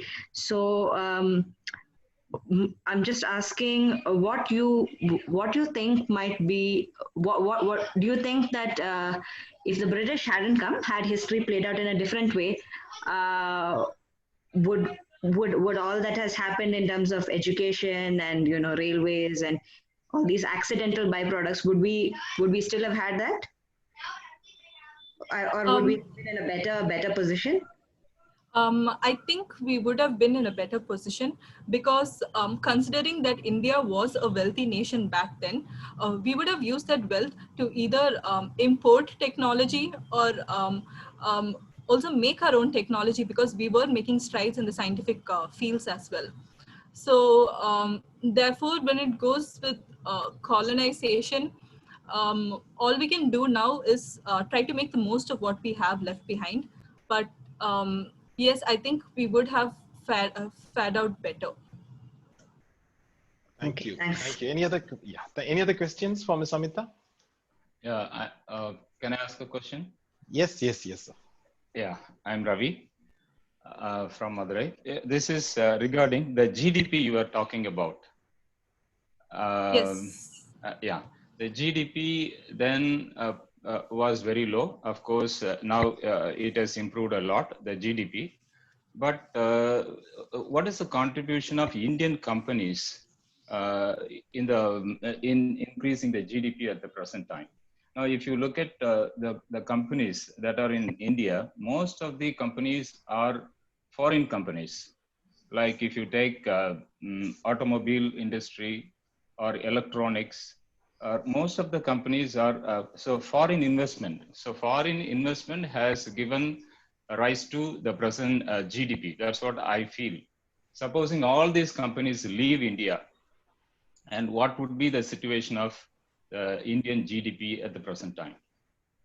So hello, I think, sir. I think probably I leave out British. I don't know what was their contribution. Of course, they have done a lot to a lot to our country, like building dams and so on and so forth. Of course, we have a lot of blessings. Probably they also want to benefit out of that. Of course, they might have done in that way. But anyway, we need freedom from the British. I don't deny the fact. But coming to GDP, our contribution at the present time is almost nil. You take your two-wheeler or your four-wheeler or your economy in even all other aspects, the GDP of our country is only due to the contribution of the foreign companies or the foreign countries. Your Sir, reaction, please. So what happened after independence was that because of the previous the problems with colonization and how Britain controlled most of the resources, there was a very aggressive idea that anything and everything India made should be like from within, and therefore Indian trade was given maximum priority. But looking at it from a global perspective, that doesn't work out very well, because post 1947 and going on till 2000s, there was rapid globalization, and so it doesn't make sense for a country to like work in isolation. And Tharoor has also mentioned that that was one of the reasons why India didn't develop as much. India could have developed much more if they had opened up for trade then. Coming back to the situation now, I think it's far more different, where I think we need to have a balance of both. And we cannot eliminate foreign companies or foreign trade, because it is vital to our GDP, at least now. Yeah, thank you. Okay. Yeah, thanks, Anita. Fantastic answer. Very well taken, I should say. Just to add to that, colonization has been primarily like an economic thing. So it is an economic system. And the other things stem from that, whatever else we talk about. And so when you come back to the question of the GDP, there have been several theorists who talk, starting with Nkrumah, who talk about neo-colonialism and Latin American theorists in a different context, in the context of America and the South American countries. They talk about the dependency theories. So, yeah, in as numbers, our GDP may not compare.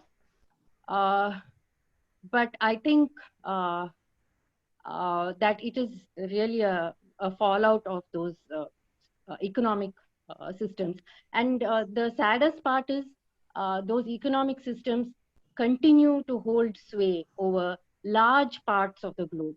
And countries are unable to change that pattern um, of the economy. Though there are some changes, but it's not effective enough and it's not sweeping enough. Okay, thank you. Thank you. Thank you, Dr. Aparna Srinivas. Thank you, Professor Ravi.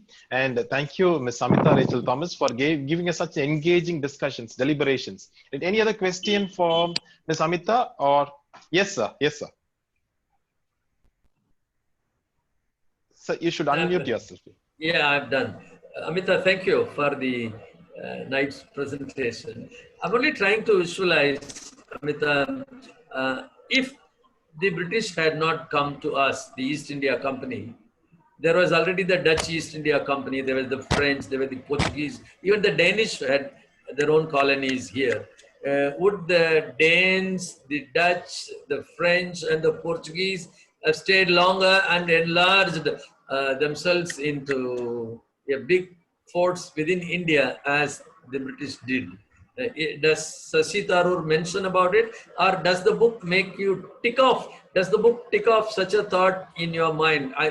As I listen to you, and as I remember having read the book in patches some years ago, I'm asking you, suppose the British had not come, what about the other early settlers? The Portuguese had come first. Then, of course, the Dutch, the Danes, and the French. Would they have enlarged their space within India?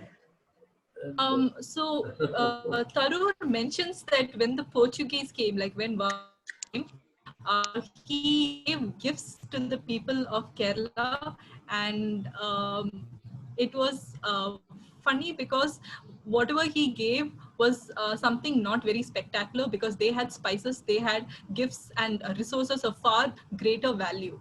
I feel like the Dutch and the other European countries that held a hold in a way got strengthened because of the British, though they were at war with each other.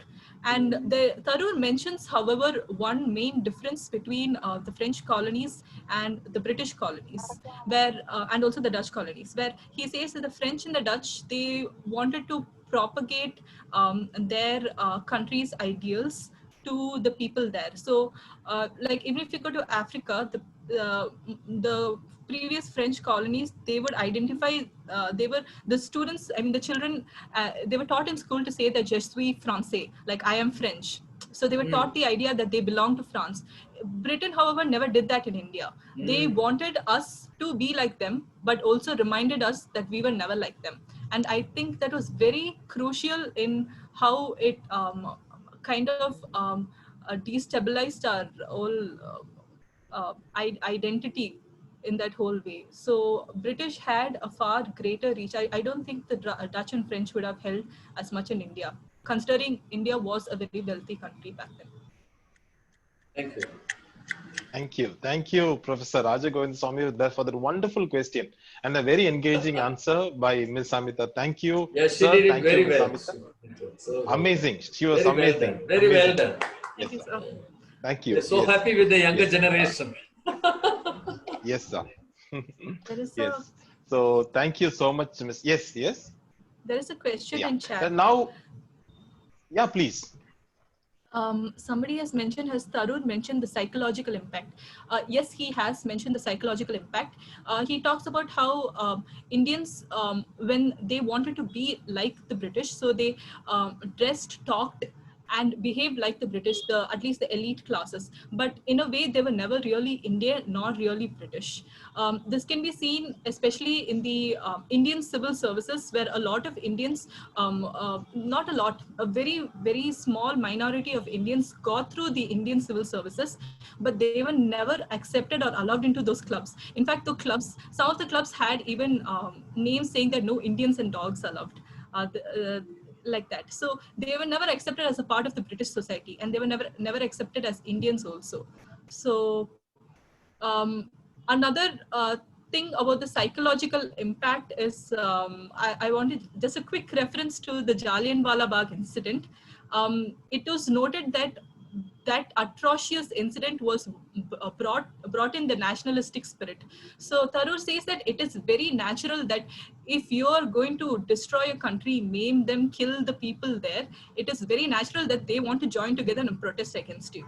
And the Jallianwala Bagh incident was very crucial in instilling that nationalistic spirit. So psychologically, in a way, though it is a horrible incident, it brought people together and made them realize that yes, we have to like fight for us because they don't really care about us. Brilliant. Thank you. Thank you for that wonderful answer, Ms. Amita.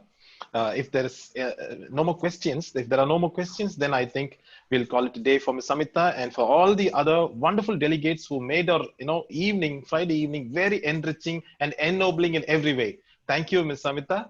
Yes. Thank you, Raja Govindasamy sir.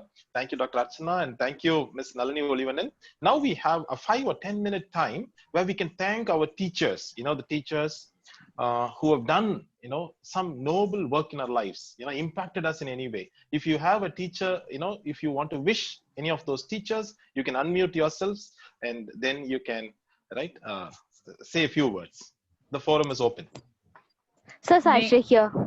Yes, Ms. Sashri. Yes, Professor Sashri. Yes.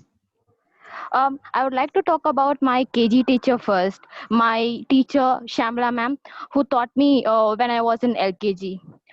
December 12th, 2000, December 21st, 2012. That was the day when my book was published. I got a call during the night by around 8:30 or so. And she said, "This is Shamla ma'am here." She said, in Tamil, she said, because she was full of emotions and happy tears. She said, "Enkitta முதல்ல எழுத்து படிச்ச குழந்தை இப்போ book publish பண்ணிருக்கு." She was so happy and she got my number. She did the work to get my number and she called me and she appreciated me. That motivated me so much. And I'd like to talk about my VP ma'am. She is no more, but I hope she is listening to me from heaven. Her way of teaching was so different. What she thought was important is that the way of thinking, how we learn to think. To learn to think is very important according to her. She, after every prose or poetry, she used to ask us to critically evaluate. We didn't even know that was a book review. That's how we call it. We never know what is all those. But she made sure that we come up with our own points. And then she used to say this. Grammar. She used to say GR, apostrophe, Amma, up close quotes, and then R. Just like how Amma is for our lives, without Amma, we wouldn't be here. Just like that, without grammar, any language for that matter will not be there. So all her classes was like more of doing the literary work. The other classes were more of, the other students, the other teachers were more of prose and question and answer. There was no rote learning done. Absolutely no rote learning. Every class was an interaction. And she used to hug me in front of my mother and she used to say that she's a very good student. She gave me a gift, the Jungle Book, and she wrote in the front page that in appreciation of her good behavior. I still have that book with me. And then wonderful. In my 11th class, I had another teacher, Rajeshwari Murthy ma'am. She has a different style. She used to give us the work and then she used to tell us the reason why she gave the work. And I showed my poems to her. She made me write a poem. She said, "See, listen, think about something or someone you love the most and pen down a poem, like aphoristic poem." I didn't know that was an aphoristic poem or that's how we do it. She just gave me instruction. I followed it. That was during a weekend she gave. On Monday, I gave the poem to her and she said, "This is called an aphoristic poem." And then during my degree, MCC, HKPD sir, as we fondly call him, Henry Devadas sir, who was there since the time of the first Indian principal, Chandran Devanesan sir. He told me the second class, third semester, we had his subject, embryology and anatomy. He said, during the second class, we had an interaction about the subject. I was sitting in the front bench and I was so hyperactive as always. And then answering his questions, he said, "You will become a teacher or a lecturer one day. Go for your PhD." I haven't enrolled yet, but very soon I'll be doing. Back then, even before I knew that I will become a teacher, he knew that I'll become a teacher or a lecturer. That's the thing. And then there were times when we have a discussion apart from the subject, away from the subject, and he used to very delightfully disagree with me. At the same time, respect my opinion. That was a great thing I learned from him. Thank you, sir. Thank you.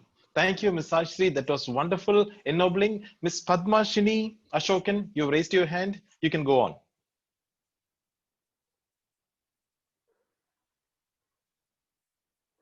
You can unmute yourself. Anyone else, you can introduce yourself and you can say a few words. Sir, good evening. This is Padmashini, sir. Yes, ma'am. You can go on. Yes. You're listening. Sir, I'm happy to share my views about Professor Raja Govindasamy, sir. Yes, ma'am. I'm happy to share my Teachers' Day wishes to the great, inspirational, motivational teacher, Professor Thiru Raja Govindasamy, sir. And he's my godfather, sir. I'm deeply inspired by him for his versatility in teaching the English language and literature. I feel pride that I have been given an opportunity to work along with him for a few years. Thank you, sir. Thank you very much. Happy Teachers' Day. Happy Teachers' Day, sir. Amazing. God may shower his everlasting blessings on you to lead happiest and healthiest lives, sir. Yes. Thank you, sir. You're all my pension. Thank you, sir. Thank you. Yes, Preeti ma'am, you have a you have a word? Yes, sir. I want to read a poem. Yes, ma'am. This is a poem I wrote for my professor, Professor Eugenie Pinto. I was her student, and I also had the privilege of working under her. So in the year when she retired in 2007, I wrote this. The poem is called Mentor. I cannot call you friend, for what I feel is reverence. Yet I know that I can approach. You have a way of listening that says, I've heard this story before.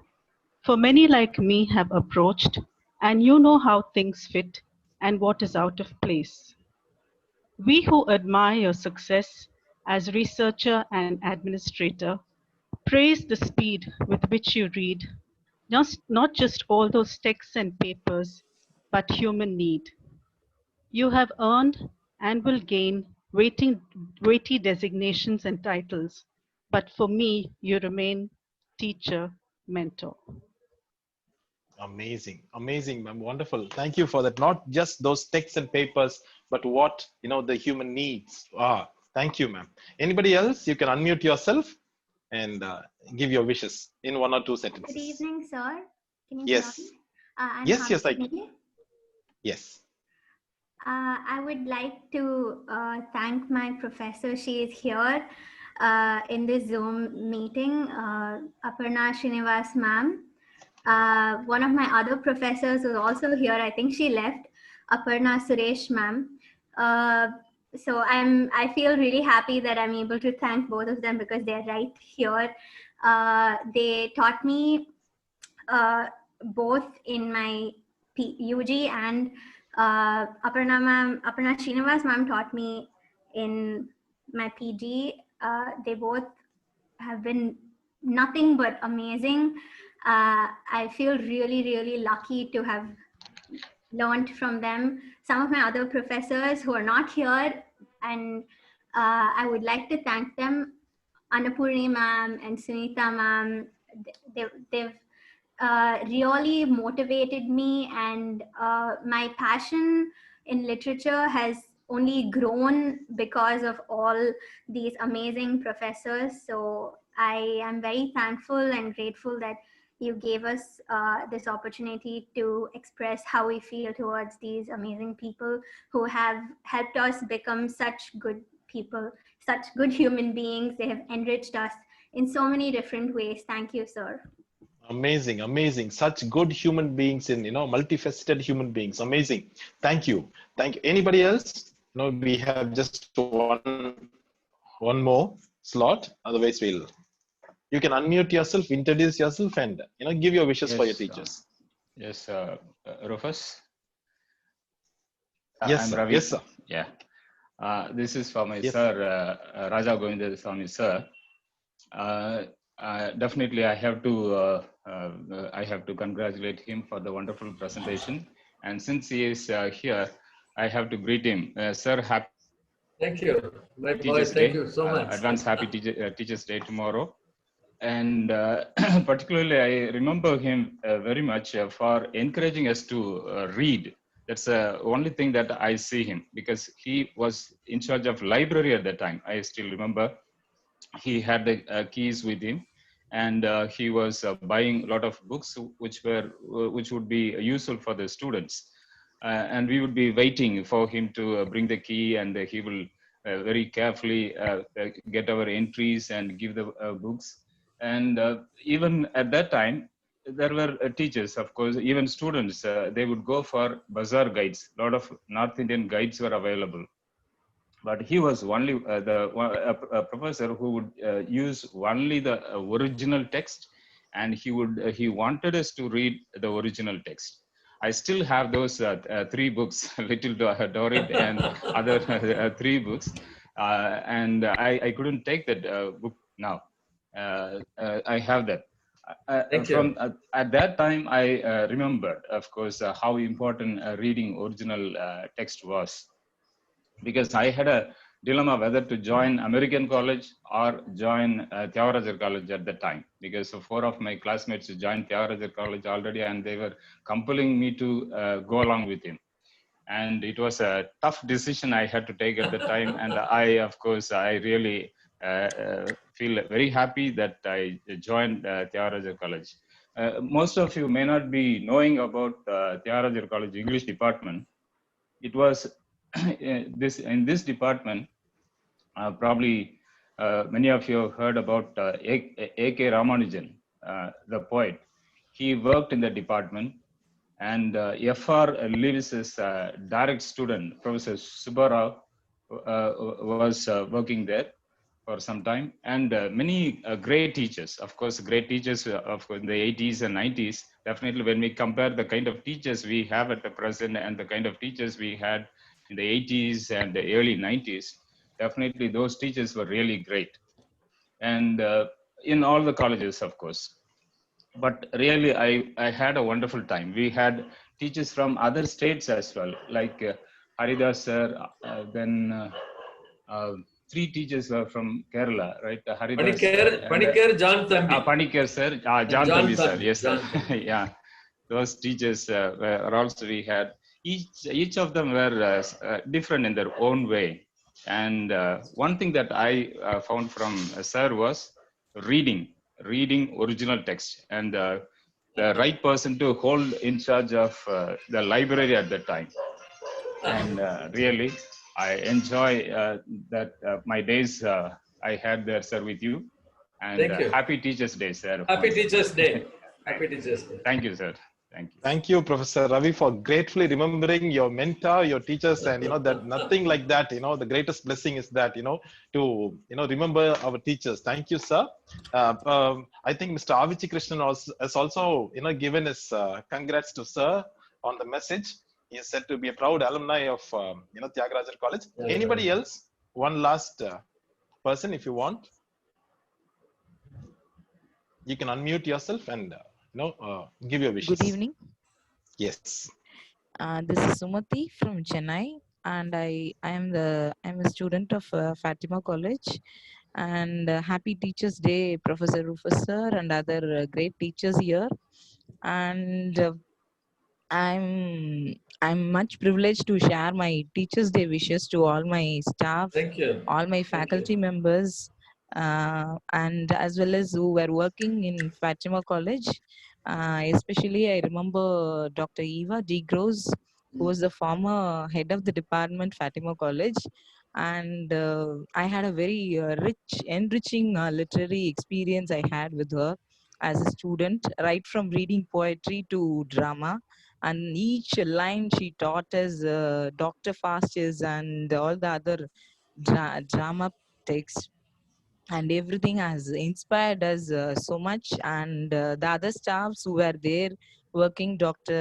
Magdalene ma'am, and Mrs. Kala ma'am, and Dr. Saira ma'am, and even Mrs. Jacinta ma'am, and Dr. S. Geeta, I should not forget her, and all the staff who were there working at Fatima College. They guided us really. They even ask about our health every time whenever we were absent, and each thing has inspired me a lot. And I am a teacher now, and I am a staff working at a college in here in Chennai. It's because of the inspiration that I had from my teachers, and I wish all my teachers a very happy Teachers Day and wish them good health. Thank you so much. Thank you, Dr. Sumati, for that wonderful, amazing wish that came straight from the heart. Samuel. Yes. Samuel, Yes. thank you very much for this extra time that you gave. Yes. And Sumati, Eva and I were classmates. That's great to know, sir. Thank you so much. We studied together. Yes, sir. I stood first in the class at my MA and she came second. Oh, great, sir. We both took first class, only two in the class that year, 1974. I'm so happy you remember. Eva has such a deep voice, and amidst Yes, the sir, definitely, sir. against the frail figure was the strength within her, and she was such a wonderful teacher. Thanks for making me remember Eva today. Thank you, sir. Thank you so Thank much. you. Thank you. So with that, we come to the end of another glorious session on the eve of Teachers Day, and we take this privilege, to wish all teachers here, because you are an inspiration. I'm moved, right, when I say this. Thank you everyone. It was a very good evening with all of you. Thank you. We'll meet in the next session. Thank you so much. Samuel, fellow teacher, happy Teachers Day. Thank you. Great of you. Great of you. Thank you. Thank you. We'll call it a day. Thank you, everyone. We'll meet next week, next Friday evening, 6 p.m. Dr. Beulah from Meenakshi College, Madurai. Professor David Wesley, MCC, Chennai. Mr. Manjunath from, he'll be doing a review of a Kannada novel, right? So he'll be there. And another person, 4 of us are there next week. So meet you next week, the same time. Thank you so much. Thanks.